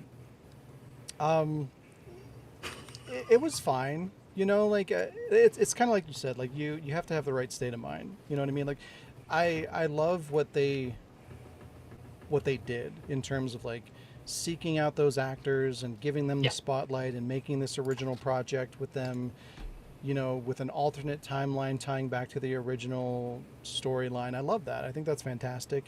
But they're also going to be victims of, their environment. You know what I mean? Like they're going to have a small budget. Most of that budget is going to go to those actors, and rightfully so it should. But it's going to limit what they're capable of producing. And just kind of if you look at the two projects that they did, you can see it front and center. Like when they did something a little bit smaller scope without all those actors, they were able to produce something with The Keeper's Diary that I felt was actually a legitimate, high quality, interesting piece of media, and I thought it was great. But when they tried to expand upon that, it just kind of got a little bit out of control, and I don't really even blame them. I think their hearts were in a good place, and they tried to do something great, and elements of it weren't. But yeah, that's kind of where I'm at with it. Yeah. Sorry, I was just like I was suddenly full of it. Like, oh yeah. Since we were talking about video game movies, like, oh yeah. It's something I wanted to talk about. Like I said, I didn't really know how to go about doing it in a respectful manner. So, but yeah, there you go. Yeah. I'm gifting. Oh, nope. Go ahead. Yeah. I'm gifting memberships, trying to randomly, luckily get one to Shayla. So far, I missed twice. Yeah, you missed. I did first time.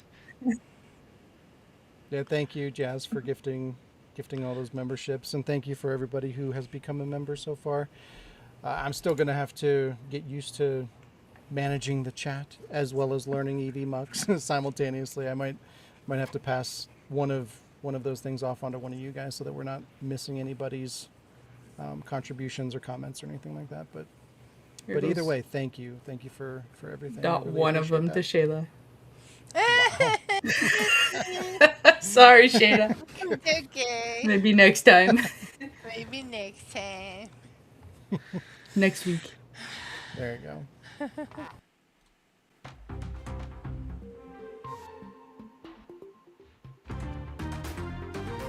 The latest Resident Evil movie sounds to be another failed attempt to bring the series to the big screen. You'd think after 7 previous attempts they'd lock it down. Unfortunately, that doesn't appear to be the case. The movie should be in good hands with director Zach Krager, who's a self-proclaimed Resident Evil fan, and a pretty competent horror movie director with the likes of Weapons and Barbarian under his belt. He even went as far as to state his goal is to be as faithful to the IP as possible, saying things like, "Fans will crucify me if I deviate from the lore," and "When I think of an adaptation of a video game, I respond with, 'Don't ruin this for me.'" So his head and heart are seemingly in the right place, but the approach sounds very misplaced. Instead of finally giving us a true-to-form retelling of one of the games, Krager is pushing everything aside and focusing on tone, theme, and vibe. He's telling a completely original story that will not feature any of the series' prior characters. The scope of the movie is much smaller and more focused than the previous movies with Krager, telling a story more about traveling from point A to point B while trying to survive, rather than his traditional plot filled with twists and turns, which honestly sounds like a missed opportunity right out the gate. Early fan screenings and a behind-closed-doors trailer have been making the rounds, and while it's being praised generally as a solid, scary, and gory horror film, Resident Evil fans have a less enthusiastic opinion, saying it just doesn't feel like a Resident Evil movie.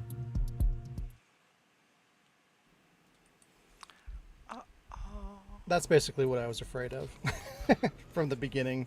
Like, as soon as I saw that he was going to be doing this, like, I knew that this was the road that we were going to go down, where it's like, he's proven that he can make good horror movies, but can he, like, actually, it's not even a matter of, like, can he make a good Resident Evil movie? It's like, is he even going to try and do that? You know what I mean? Because I figured he would try to do some random, like, his version of whatever this is going to be.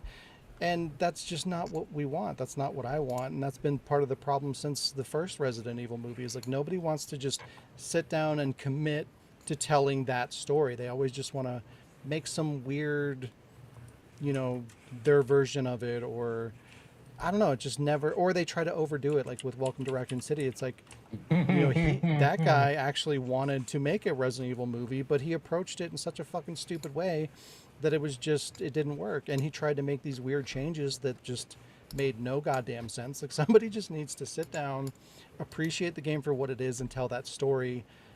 And you can have your personal cinematic flair and style of storytelling, but it has to be wrapped around that existing narrative and characters in a respectful way, and nobody seems to want to do that, and I don't know why. Why is it so challenging for a director to just make the fucking thing in a respectful, complete way? I don't get it.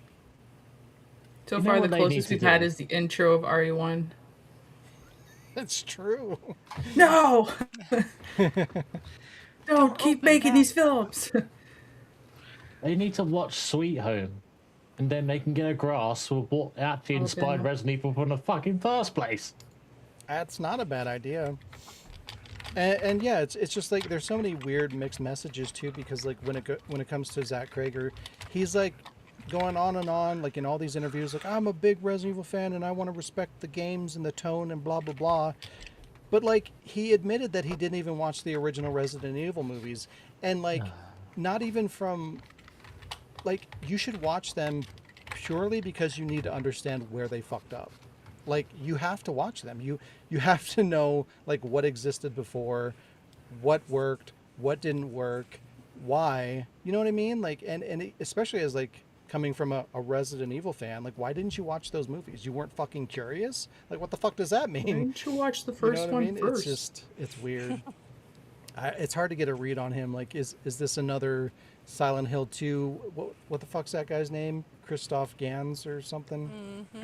Where he said the same exact shit. I'm a big fan. Silent Hill 2 is amazing. I love that game. I want to be respectful. And then we got that piece of shit Silent Hill 2 movie that was he an ruined it. abomination. Yeah, like that movie felt like an insult to the source material. But he claimed to be a fan. So it's just like, I don't know. I think it's more performative than anything. I feel like to get buzz, you kind of have to do that. You have to be like, hey guys, look, I'm one of you. Come watch my movie. You know what I mean? It's just, I think they feel obligated to go down that road and just make people think that they're getting something from a fan because it think it's feels more hopeful or something. Or maybe it's just that they're a casual fan and don't realize how, like, just how hardcore people are. Like, because, like, for example, like, I would call myself a Resident Evil fan, but, like, I would get a bunch of stuff wrong. And, like, I think you guys would, like, Sean, I know Sean would be like, if I said, like, things like, oh, yeah, I never did this. Sean would be like, oh, my God, fake fan alert. Yeah. I'm just tired of being disappointed. You know what I mean? It's just like because there was a moment. There was a moment, just a brief, fleeting instance where I was like, I like this guy. I've seen his movies. They're good. He says he's a fan. You know, maybe he's gonna make what I want him to make. And then, you know, a couple weeks pass by and it's just all out the window. You know, it's annoying. But didn't you love that Chris and Claire were in the orphanage too, and they were friends with Lisa Trevor? Oh my god, I wanted to fucking die when I saw that. Lisa Trevor needs friends too. And, Yeah, and John, she what the hell's helped your him out. They were problem? all friends She was together, and just they were a gonna little take down kid. Umbrella as a team. You know, and see, this is the thing. I'm not hard to please, quite frankly. Like if you get the right person to like just make a dumb fucking Resident Evil movie, and like that's the goal. Like you're just like, hey guys, we want to make a stupid fucking Resident Evil movie that makes no goddamn sense. Fucking the monsters are good and they have personalities and they want to join forces with the heroes and take down Umbrella or some dumb shit like that. And like that's what you're aiming to do, and it's just fun and stupid. I can get down with that. I can enjoy something like that. Especially after all the shit that we've been through in terms of like what Resident Evil has become and the different things that they've done with the franchise. Like I could respect some of that if done properly. But like if you tell me that I'm going to get a real Resident Evil movie from a fan, like that's going to set different expectations, and no one seems to deliver on that. Fake fans. So, I am speaking about fake fans. It's I was looking at something like Bulkba Soup, Resident Evil player of games and all that shit, and streams it. I was watching something and he was commenting on the Resident Evil community on X and everything else, and how they're all like killing each other and roasting each other, virtually. Complaining now how some people in there are claiming to be fans, but they haven't played the game or they haven't watched any of the games, and they're just saying, "Oh, yeah, I like Resident Evil." Like, but if you don't know what it is, well, how do you know you like it? Yeah, I've been seeing that too, and it is kind of interesting. Like it's an interesting conversation of what do you have to do to be considered a Resident Evil fan? And I feel like there does have to be kind of a line drawn, because like they're just like the way that a lot of people consume media is through streaming. You know, they will experience a Resident Evil game for the first time through like their favorite streamer, and like that doesn't necessarily mean they're a Resident Evil fan. That could mean that they just had a fun time watching a Resident Evil game played by someone that they like, and that just kind of made them feel in a positive way, and it makes them think that they're a fan or something like that. Or it's just like, does it count if you go through and you watch like not even a playthrough, but just like gameplay? Like it's not associated with a creator or a streamer. It's just you're watching pure gameplay, pure story. You're watching from the very first game all the way up into the last game. That's a little weird too. Like, are you really a fan? Like, you couldn't even put in the time and effort to fucking play the games. Like, I don't know. It's weird. Because I mean, if all you care about is the story, I guess you're going to get that out of just watching video and not playing it. But I feel like you're not really a real fan unless you're actually enjoying or playing through and enjoying the video games. And I don't know. I feel like there needs to be a passion. There needs to be a drive to play the games and have an opinion. And I don't know. What do you guys think? I think you can be a fan just from watching. If like if somebody grew up with a sibling or something and they watch them play a specific game, and they're adults, and somebody goes like, "Hey, do you like this series?" They're like, "Oh yeah, I'm a fan of the series. Like I grew up watching it." I think that still counts. Because if you know the lore and you know the characters and you're invested in the characters and the game, like how it goes, and you've seen it played, like just if you didn't play it yourself, I think it can still count. Because not everybody has the dexterity or the patience to play the games, but they can watch it. I get that too, but like how is Capcom going to like kind of differentiate like those fans from people that play the game? And like when say you're like pulling the entire fan base, you know, they're not going to know who's coming from what point of view, and you have this influx of people that are just watching the story and they don't give a shit about the way the games play, but they're video games, so that's pretty important. But like then they have all these opinions, you know, telling Capcom, hey, everything is fine, we love Resident Evil just the way it is, or they say it should be more of this or that, but they don't really have qualifying input because they don't care about how the games play. But they can still influence, you know, elements of the franchise as a whole, from like through the creator, through their opinions. But like I just don't feel like their opinions are as valid, because like it should be step one, it's a game. The way that it plays and that enjoyment should trump the story a little bit more. You know, the story is important and it's going to appeal to people that don't like how the games play, but the gameplay is still an important factor. And it gets really muddy in terms of like how do you like, I think that's part of why things are so all over the place right now in terms of like what Resident Evil is and how it plays, and is it action, is it horror, because they're getting a lot of different pockets of fans that are, you know, over here's your story fans, and here's your survival horror fans, and then your action fans, and these people like the movies, and you know what I mean. And then at that point, like it what just kind of becomes like, who's the vocally louder group of fans, or who has the majority of votes, or you know what I mean. It's just like I feel like things get lost like that, and that's why I feel like we kind of need gatekeeping to a certain extent. You know, like I don't even know. I just maybe not gatekeeping, but like I just feel like these people should be at least encouraged and pushed to experience all the elements of the game if they're going to have like a valid opinion. I don't think that like that's asking for too much. Like even if you're playing enough of the games to form an opinion of like I just don't like how the game's play and I like the story, like I feel like they still, before they can really contribute to the conversation, they should at least try it and have that opinion. Does that sound fair at least? Like it's complicated. Yeah, I mean, I was just thinking of it, because like as Jazz was saying, like watching a family member play it. So in this scenario, it's me and Lee watching my oldest brother Ian play it, and we always kind of remember when it came to Resident Evil 3, the original, clear obviously, and it came to the dud church puzzle. Ian couldn't work out what to do, and so when me and Lee get a little bit older and we start playing it, and I think it was either me or Lee that put just like. Again, we didn't have YouTube, or strategy guide. I just went doop doop. I worked it out, and then it was just like, oh.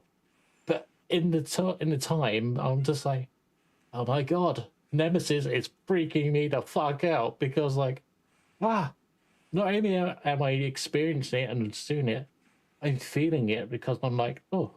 I've now got to think about my characters, like health and ammo wise. If you're just watching it, you're just like, okay, I'm just watching it. It's not up to me. You don't it's experience that element of it, which is an important element.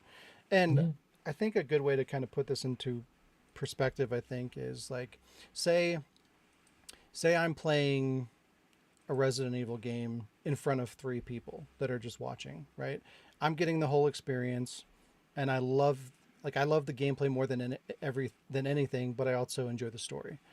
The 3 people behind me hate the gameplay. They're not playing it, but they have that perspective of like, from what I see, I don't like the gameplay, but I would play it if it was more action oriented, right? And then you take those 4 fans, right? Because they're all at varying degrees of fans of the game because they consumed it in different ways. Now you have 3 people that would rather play the game and support it if it was action, and then you have the one person that played the game, enjoyed it for what it was, and they're going to get outvoted, right, 3-1, because the majority wasn't invested in that original version, but they'd be willing to spend money if Capcom changed it into something that it never was. Like that's kind of the way that I see it, is why it gets complicated and messy and kind of concerning, is because like, the majority, or at least the vocal majority, are going to influence the direction of the franchise. And if you have this massive audience that isn't even attempting to play the game, but they can influence the direction the game goes, whether it's story related or gameplay related, that gets a little scary as a fan of the actual game and the gameplay and the larger, Resident Evil universe. Somebody that's been invested for 30 years, like, those people seem to be the minority at this point, and we're the reason why we got here. Right? So I feel like in a way they kind of have the right to kind of gatekeep a little bit, just for the sake of the integrity of the source material and the spirit of the original games and where the franchise goes in the future. I feel like that's important. But like, I don't necessarily want to lock people out of the experience either. It just, I don't know like what a resolution would be, but it's messier than it's ever been with like online communities and streaming and stuff like that, because getting exposed to things like this has become a lot easier without ever even laying a finger on it, and those people can influence that property as well. I got it. You're not a Resident Evil fan unless you have played Reverse. Get fucked. Shit, I mean, that's another thing that could happen too. Like, say they did put out a multiplayer game that exploded in popularity, and there's fucking millions of people playing that game, and they vote to make Resident Evil a fucking multiplayer only IP. That's not good, but it could happen. Are they fans? Are they Resident Evil fans? Like true Resident Evil fans? I wouldn't say so. I'd say that they're more multiplayer games as a service fans than anything. And I want them to stay the fuck out of my Resident Evil, quite frankly, because it's dangerous. I don't know. If you like Fortnite, hold on to your butts because now there's Resident Evil characters in this. Well, why not? Oh boy. Shayla, you've been mighty quiet. What do you think? You don't want to know. I do want to know. I'm going to throw these up here too while you're going because I want everyone to So, get just to acknowledged be, for their support. I just want to be clear because we got kind of off on a tangent. We're still talking about the movie, right? I mean, it turned into the greater Resident Evil IP in general than the movies, but I mean the movies too. Like the movies are an element of that. I mean, I'm as far as the movie's concerned, as long as it's a good movie, I'm okay with that. I'm not really picky, and that's why I know you get really. I don't know. I feel like we have really different opinions on stuff. Where I'm like way more easygoing because Resident Evil's so all over the place. I just can't take it. I can't take it very seriously. Like I liked that Welcome to Umbrella movie because I thought it was hilarious and I enjoyed it. I don't know. So, Yeah, but like, do you want that to be like what Resident Evil becomes? Like where no one takes it seriously and it just they kind of go it's with been whatever the that fuck way it for a becomes. long time. But is that good? We I have don't think that's Leon good. on fucking motorcycles. That's not driving up good. the side of the buildings. That is not good. doing That is my flips. point. Like what you're saying supports my argument. We've Like been Resident there Evil for a shouldn't be long Leon time. driving up a fucking building in a motorcycle. Yeah, That's the problem. But Leon also, like, the first one is don't open that door. And, like, I'd rather that. I'm not picky. I'm sorry. I'm just not picky. If we were talking about Metal Gear, maybe I'd get a little more, like, rabid fangirly. But, like, Resident Evil is, like, my fun, like, I just love it when it's ridiculous. As long as it's not boring, I'm probably gonna like anything Resident Evil flavored. Like if Solid Snake was riding a motorcycle up a fucking building, wouldn't you be annoyed? I was a little annoyed with Twin Snakes when they made him like do a flip over the doorway to get to the other side, and like somersault off of a missile, but it was just a remake, and for the time it was actually kind of fun to play it updated that way. But Metal Gear's been pretty consistent up until, you know, like now that it's Kojima's out of it, maybe it'll be different, but I've been fortunate that Metal Gear kind of has it's established and consistent in a lot of ways throughout. But yeah, if the Solid Snake movie comes out or they make a Metal Gear movie and it's fucking horrible, I'm probably gonna be upset and not want to go see it, not support it, just pretend it doesn't exist.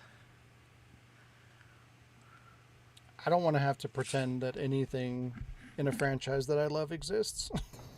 Ideally, like, I mean, that's probably unrealistic. But it's more about like the greater. Like I mentioned before, it's okay to have weird, dumb, disconnected shit, as long as you're still giving us the important stuff. You know, if Resident Evil feels true to form with 10. And then alongside that, we get Resident Evil Kart Racer. I'm happy. But if you give me fucking Resident Evil 10 Kart Racer, there's a problem. You know what I mean? Like, that's the difference. So, I mean, there can be room for everybody, but it has to be managed responsibly, and it can get so out of control so fast. And that's why I don't we're know. here. I'm also just very numb about stuff because, like, you know, D2 is my favorite horror game, and the guy that made it is dead, so we'll never see another one. And it's super obscure, and hardly anybody even knows about it. Um, you know, like the guy who makes Berserk, my favorite manga, he's dead. That's never getting finished. Like true, you know, like so it's like I don't know, like, kicking Resident Evil zombie corpse around. The franchise is like literally like a zombie to me. It just keeps kicking around. Just keeps getting back up. Just like stupider every time. Yeah, it just that sucks though because like I feel like that's why things become so different and they get kind of taken over is because a lot of people do like lose interest or motivation to I guess to fight for it essentially, to be vocal about their opinion because it's fucking exhausting. Like I hate having like I would be so much more content with like every week we're talking about how amazing Resident Evil is and how good it's doing. Like I'd rather be in that position because it's fun and it's relaxing and it's great and it's positive and it puts me in a better state mentally than being where we are, where it's like I have to fucking bitch about everything. Every time Resident Evil comes up in the news, it's about how fucking shitty it is or how disconnected it is or this or that. It's always like a negative thing, or at least it has negative associations. Like even when it is positive, it's like there's still elements of it that I have to be like, what the fuck is happening here? And like I don't want to be in that position because it sucks in it. And like you, I just kind of want to fucking give up. But like if everybody just gives up and stops voicing their opinion and aren't invested to the point of having discussion and conversation about like the franchise and where it should be and what's going right and what's going wrong, then it's just going to either die or just turn into something completely different. And like I don't want that to happen either. I mean, at least Leon's always perfect. Is he? Yes. Ask Jazz that. She doesn't like him at all. That's what I'm saying.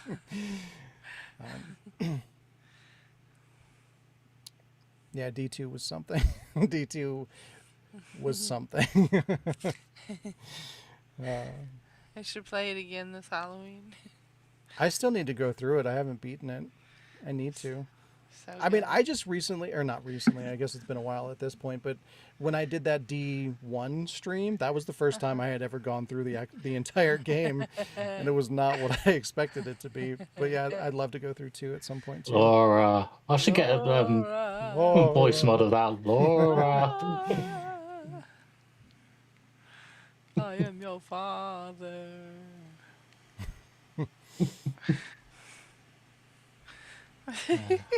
Should come up with lists of then I can add them and then like new little little kendo bits and shit.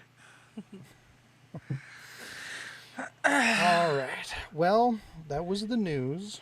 Yeah, I was gonna say 2 hours later.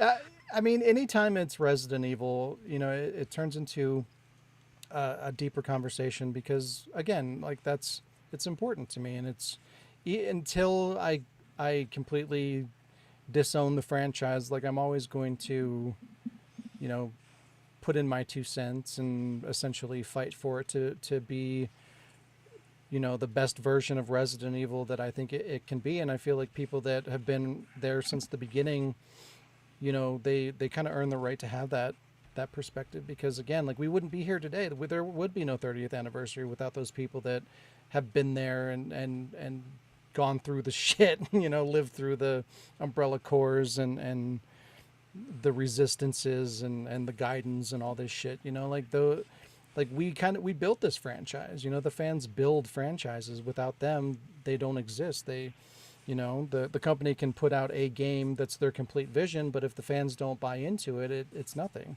It's one game that came and went, but when you have a legacy like Resident Evil that's 30 years long across, I want to say 50 some odd games, like the company didn't necessarily get there on their own, like without the fans, they wouldn't have made that. They wouldn't have made it that far. And the fans sustained them through the fuck ups, through the misdirections and the fumbles. If the fans just decided like, oh, you lost me at this game and I'm just going to tell the series to fuck off going forward, that's it. But those dedicated people stick around despite you know, I mean, I, I'm gonna be honest. I can still say this, even, and this is even over a remake. The first Resident Evil, the very first one, is still my favorite Resident Evil. Like, me I too. don't like any of the other ones more than the first one. Well, I I kind of agree. I think remake is probably my favorite, but I think the only thing that the original has over the remake is that it, no other game's going to give me that initial experience again like the first one did. And a lot of people got that experience out of 2 as well, which I understand, but yeah, I totally forgot to. Part of my show and tell is I have this. Jess sent me this too, and it's fitting. Oh, that's awesome. 30th anniversary. Huge, yeah. Thank you, Jazz, for that. I got That's distracted super cool. in all the other shit that was going on during my week. But yeah, I know people like me can be annoying sometimes, but I feel like it's important to have people that are passionate about things that care where things go, because if nobody cares, then everything just kind of falls apart. On the play cat game. There you go. Cat game. What?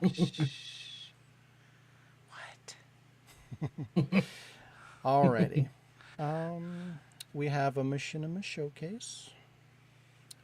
Let me get my life together and get organized here. Meanwhile, we have cat background noises. Yeah, I'm sorry. She's like, it's getting late, Ma. All right.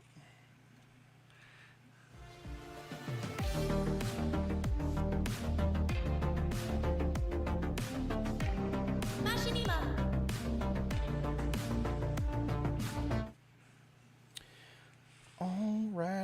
All right. So this week's showcase is the original Dino Stupid Crisis from our very own Alec, uploaded 14 years ago. 14 years. I figured, since the revival of the show is nearing completion, it's coming up right around the corner, like now's a good opportunity to reflect, to see where we came from. Oh, God. You should have run it by me first. You bastard. Never. Never.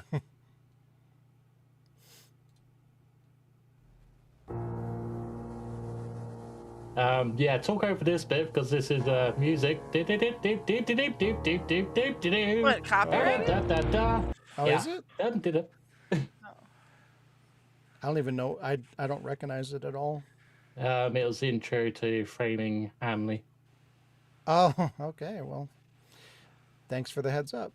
Bitch. This email service is so rude. The shit report from Agent Tom.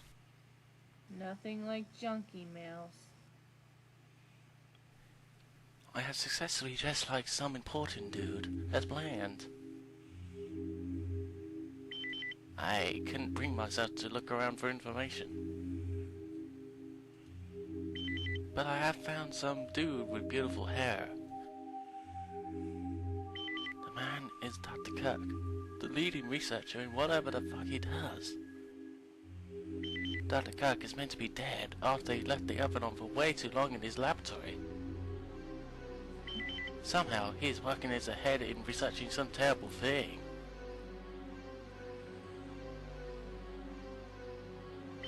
The experiment is going well, apparently. Going back to the whole Dr. Kirk is meant to be dead thing, it appears our country has been a bitch about the whole thing. Anyway, you guys should totally come over. Refer to data on Dr. Cock. What the fuck does deceased mean? It's a big Dr. word. Kirk supports global warming.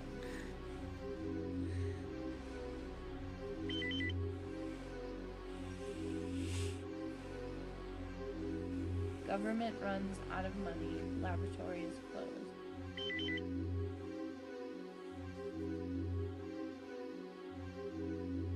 tragic news. Dr. Kirk leaves the oven on and dies.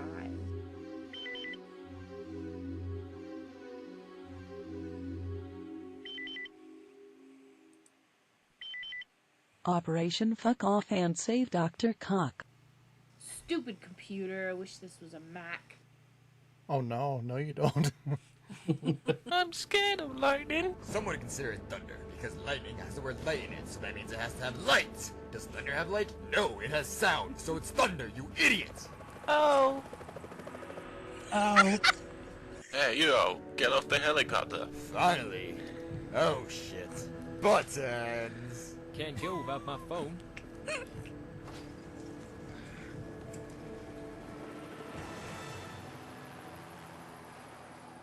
Man, it's windy out there. We're in a helicopter. Do you think it's gonna be nice and not breezy? And there's no Oh, wind sound. Shit. Now watch. It doesn't Or helicopter. work. No, wait, no. Now it does. Fixed I it. fixed it. Fix it, everyone. Everyone, I'm a genius. Sure you are. You never say hello Oh, to Jesus. you until you get I gotta on get the out. red Here, line shit. overload. You never know what you can do until you get it up as high as you can go. The fuck? Damn it, I'm missing 2.5 men. I'm missing Pokemon. Come on, let's get on with it.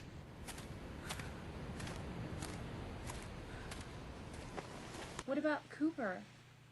Didn't I kill him in the original? Wait, so you killed Cooper? That's what my hair looks like now. Awesome. Regina. Wow. Regina. Scary out Regina. here. I smell food.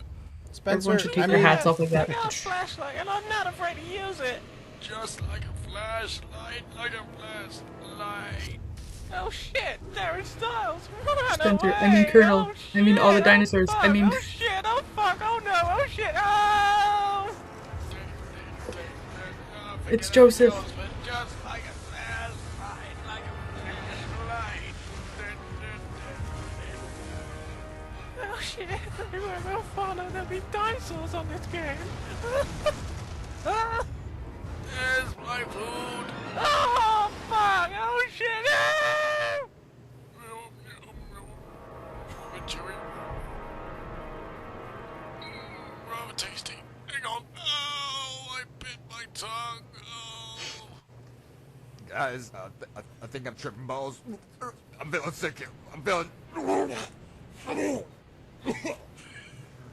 Okay, I'm better. How did the graphics get so bad? Oh well, moving on. That's odd. There's no guards. Maybe they went home to play Minecraft. Play.cityofnewhaven.co.uk. Nobody, and I mean nobody, plays Minecraft anymore. I'll open the door with my amazing skills. Still not true. Everybody stand back. It's time for my skills to take over this operation. Yeah! Wow, that's amazing. I know. Oh, a green light. We better go. Green light, we better go. Oh, don't hold the door for me. Fuck's sake.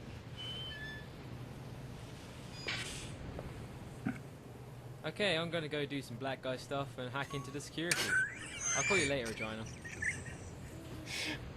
Regina. Well, that's him out of the way. I guess we'll see what Gail's up to.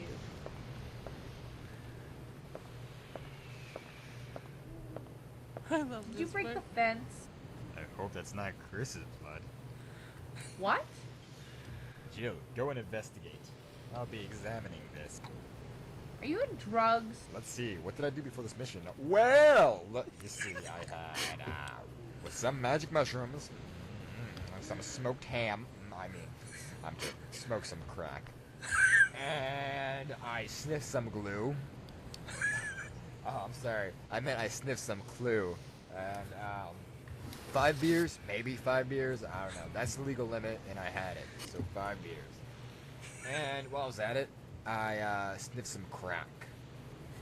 After I smoked it, I puked it out, and then I sniffed it again. How are you alive? Not really sure. Now, excuse me while I play chess with the ants. The ants are totally cheating. Excuse me, Mr. Devil.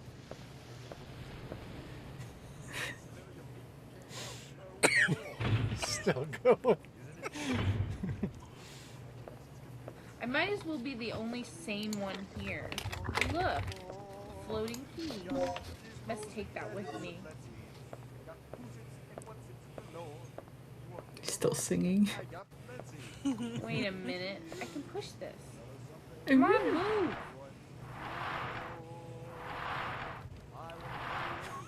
Hey, wow. A floating box. May as well. Okay, I'm gonna get out of here.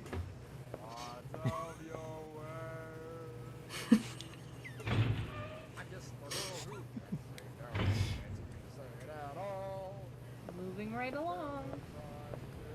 How did he not get louder?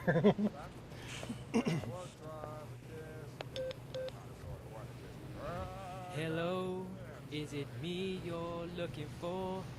I can see it in your eyes. I can see it in your smile.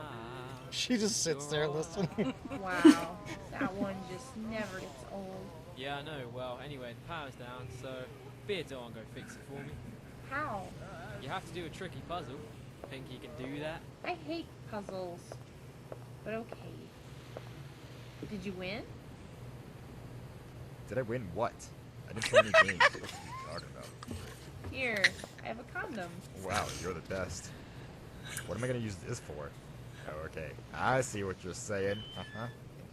Well, whatever makes them happy, I suppose.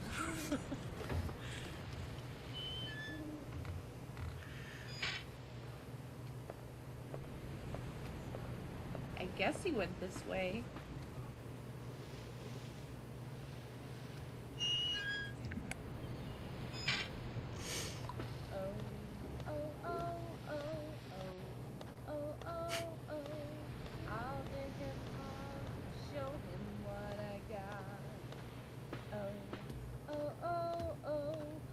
Oh no.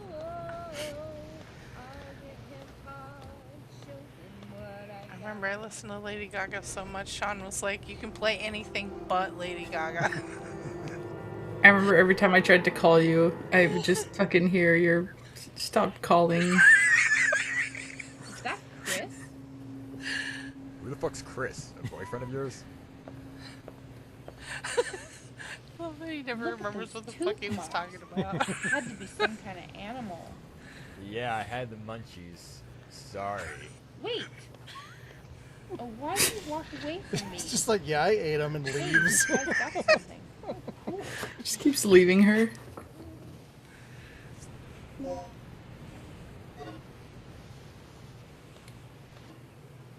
Okay, Gail.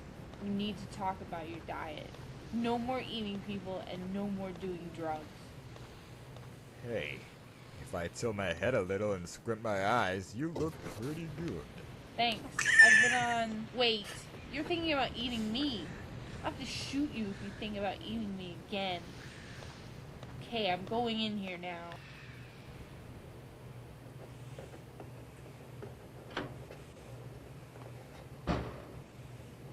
Wow, Gail's got some issues. He really should talk to Frank.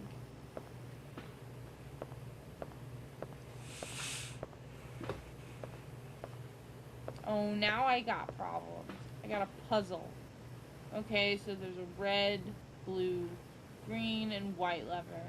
This can't be You sound simple so to work annoyed. out. Good job. Thanks.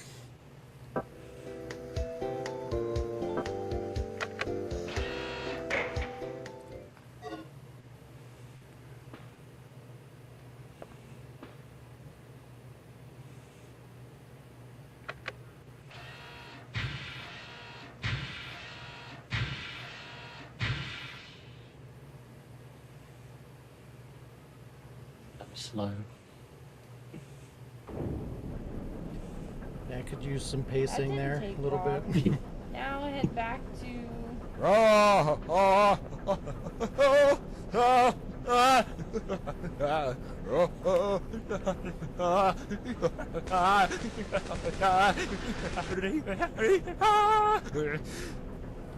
Dinosaurs.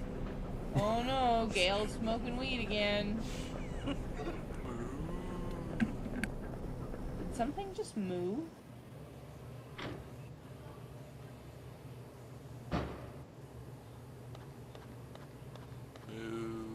Oh shit, blood.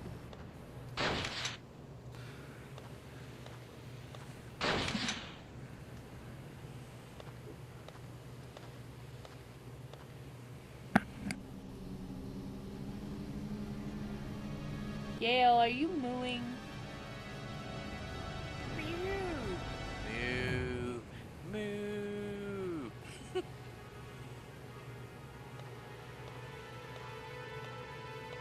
Okay. Where'd Chris go? Moo. Moo. Pretty Not sure even like cow dinosaurs sounds, don't. just straight up Ow, moo. stupid dinosaur! Eat this grass! I don't even remember why I scripted it to new. Maybe because Metal Gear Solid had Run away, mooing. run away, run away! Possibly. Or Metal Gear 4. I like that there's no like shock that dinosaurs are alive again. Just like stupid dinosaur. Run away, run away, run away! I mean, to be fair, there is crazier shit going on. Yeah, her teammate just ate someone. But she wasn't even shocked with that too. She was just Yeah, like, I okay, know. no more eating people. Yeah. Knock it off, Gail. We gotta talk about this. This is so crazy. I mean, oh shit. I got a call. You restored the power. Good work. I'm gonna sing you a song. Mooing dinosaur. I'm gonna sing you a song. Ah. I don't know that song. How about some Lady Gaga? Me and Gail were attacked by a mooing dinosaur. Have you been eating Gail's lunch? This isn't a joke, you idiot. We were just attacked by a big ass lizard. Okay, you're high. Head over to control room and we'll call things together. Oh, fuck's sake. Shoots. Fuck's sakes, bang. Oh god. It's been a while since I've seen that one. Gee, I wonder if that's copyrighted music. No, that one's fine because Luke found a karaoke version of it, so it's fine. Movie maker. A good old days. I think I literally got everyone to fucking sing a song somewhere in that one. There was a surprising amount of singing going on there. It was pretty steady the whole way through. I remember there's a lot of Shayla just walking around singing in this. Yeah. What? That wasn't me. That was Shadow Kitty 777. The same one who did Jill in The Residence, right? Yeah. It was Yeah, Jack that one. Matoko. Okay, so yeah, I'm just gonna give you guys a heads up. Obviously, I took a lot of that scene out because otherwise it'll just be filler and singing. So I was like, I just replaced it. But yeah. How could you? Yeah. All right, well, we are past the 2-hour point, so I'm going to leave it to you guys if you want to keep going or if you want to call it here, and we can move the games over to next week. I got to go. Okay. Okay. Yeah, we can. Do you want to quickly do read your comments? Or? Yeah, we'll at least do Oh, read your yeah, comments, yeah, for sure.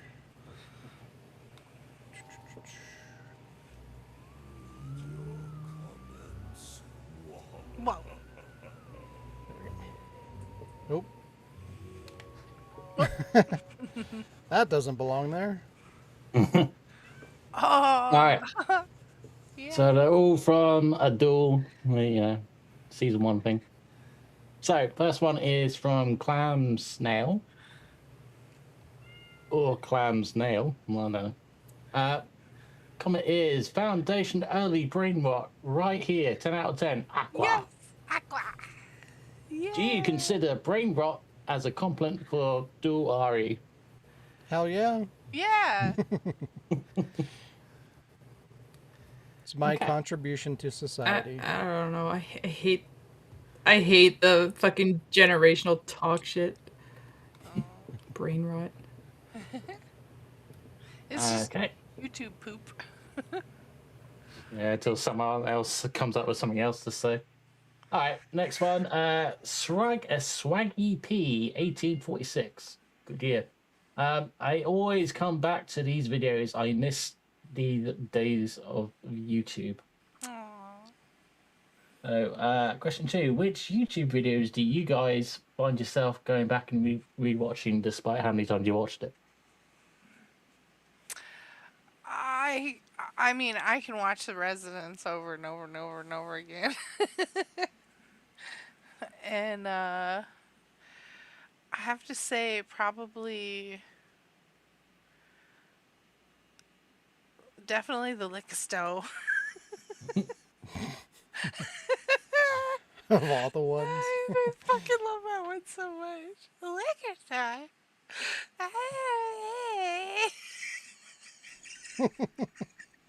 What? What? Exactly, bitch.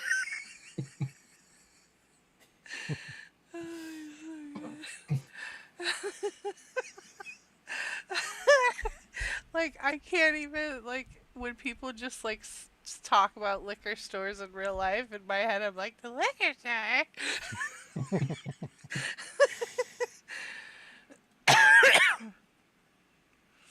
Jazz, anything you rewatched on Smosh.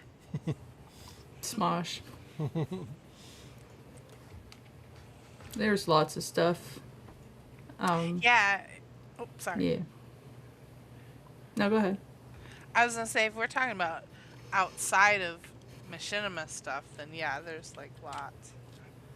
Even just that one I did that video of is like a video I revisit often, like the original. If you guys are, would you guys be there for me if I needed someone? Fucking, I love that one. Survival fans said I find myself going back to school every so often.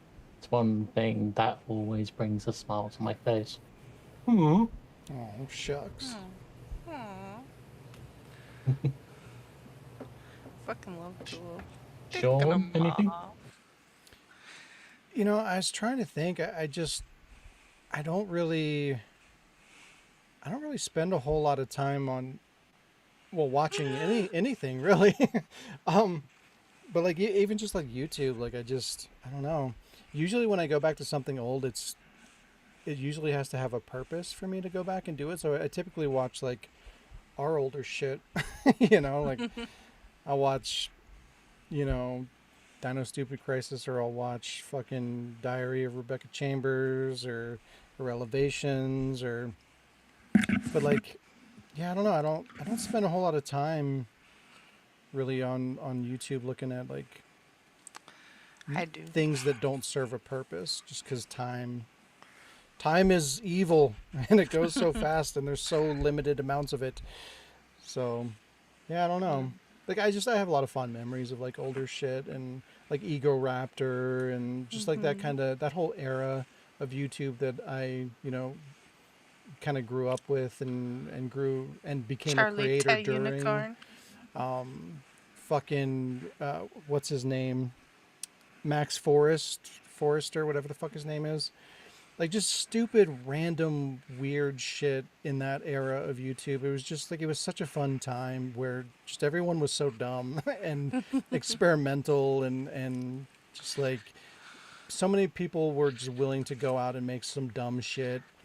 And it didn't matter. It's just such a crazy concept to think about, because it's like, if you think about it in like today's frame of mind, like putting yourself on the internet is like, you know, you don't want to be judged. You don't want to get, you know, I don't know. It's just I feel like things are more sterile than they were before because just people are more They're scared. proper, scared. Like there's so many things like things are overthought nowadays. Where back then like nobody gave a shit. We weren't thinking about people judging us for putting this dumb shit on the internet. We just fucking did it.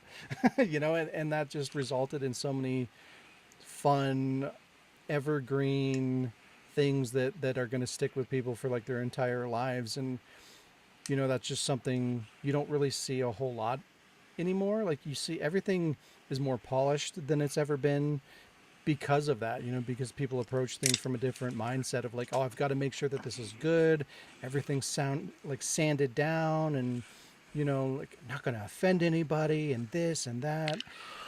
And it's just like none of that mattered. It was just like, let's have fun, let's be dumb, let's make people laugh, let's just put this thing out that I want to make because I just want to make it, and I'm going to put it out there, and people don't like it, who gives a fucking shit. It was just so much more fun, and there's just so many things that live in the back of my mind that even when I'm creating things today, I'll reflect on, and it might influence a joke in some way or something like that. It's just good times. Oh my god, Survival Horror Fan mentioned Numa Numa, and like Oh my all God, I think yeah. of is Resident. I actually really liked Shadow Leggies. Like I didn't know about the Numa Numa guy. I knew about Numa Numa because Shadow Leggies Numa Numa Resident Evil video. I I, fucking love I Shadow saw it Leggy. from the OG, the The dude, guy, yeah, yeah. the dude in the chair. Yeah, that was my first experience with it. But again, Yeah, like I no, found like about him you don't really after. see people doing that anymore. Where it's like I'm just gonna turn my camera on and fucking sing this stupid song and be crazy. You don't see a lot of that. So, but yeah, I'm sorry, Survival Horror Fan. I didn't mean to bring you down. Just reflecting on good times, and it's when I make current stuff, I still try to encapsulate that a little bit, where I'm just trying to do dumb shit, and hopefully it'll resonate with people. And if it doesn't, I feel like it's worth the risk to do the weird thing than to just not, because it might not resonate or whatever. We do have to be a little bit more careful about like certain things because people are more sensitive now than they've ever been, and you can't help but let that affect your writing and your humor to some extent. But outside of that, I try to embody that same kind of era and that same kind of humor, for better or worse. There's going to be people out there that aren't going to like that, newer audience that that probably won't resonate with. But I'm hoping that it'll find like maybe the older audience or the people that enjoy that particular kind of humor, or don't take things so seriously, because I think that's just a lot more fun. Okay. I do have a bit of a follow up to this one. So comment 3 comes from P Taylor 81. Thank you, algorithm. It may be 4 years late, but thank you. Smiley face thing. So question 3: are you surprised YouTube actually suggests dual RE to people? Still.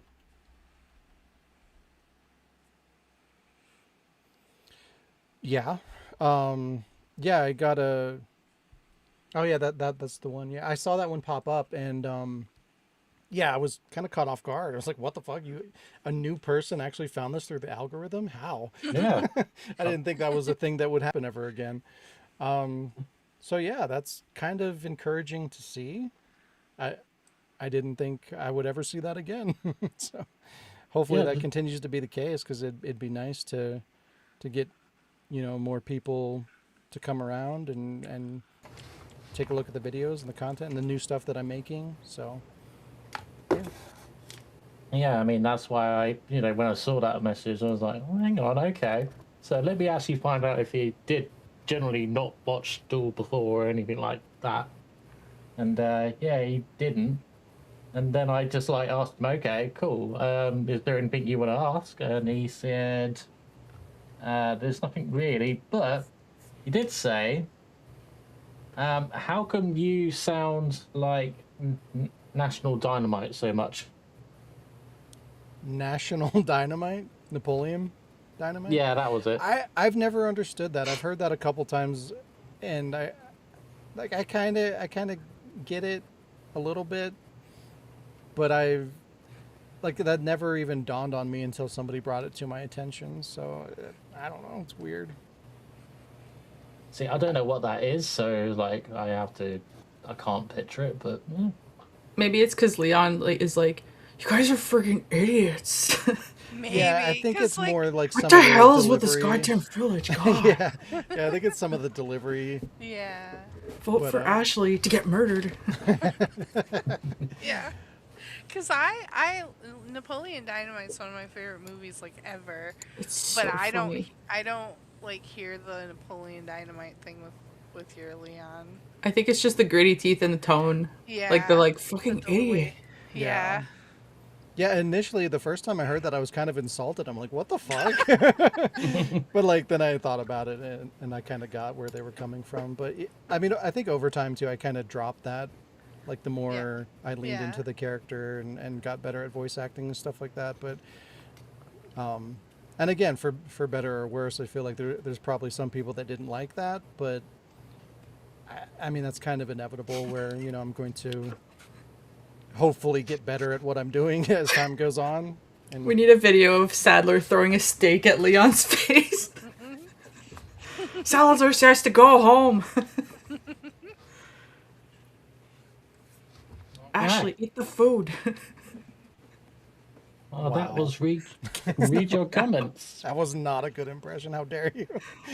I wasn't trying that time. I was too busy laughing. Eat the food, Ashley. I can't unsee now. Napoleon Dynamite. Oh God. No. Go ahead, try to hit me. Fighting Wolverines. Oh. Anywho. Flipping chainsaw. Now he's becoming the chosen. I can't. Yeah. Impressive. I know, right? Impressive. All right. Anyway. We'll go ahead and wrap things up. Thanks everybody for the support. Really appreciate it. It was a good rollout for the membership thing. Thank you so much. But this has It's like been gambling. episode 320. Thanks for joining us, everybody. If you enjoy the podcast or any of the content at the Ward, please consider helping us grow by sharing our content, liking the video, and subscribing. You can support us through patreon.com/thewardproductions for access to exclusive content, or you can support us right here on YouTube with super chats and memberships. Have a great week, and we'll see you next time. Bye-bye. Bye. One more for the road.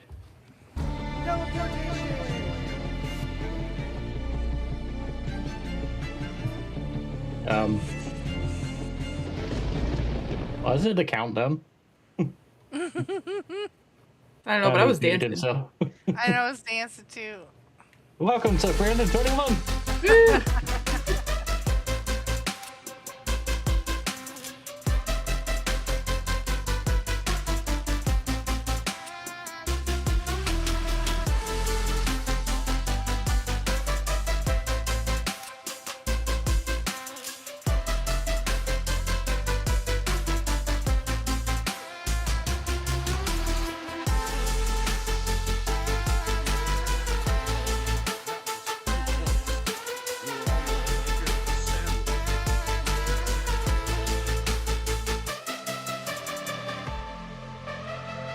Gosh.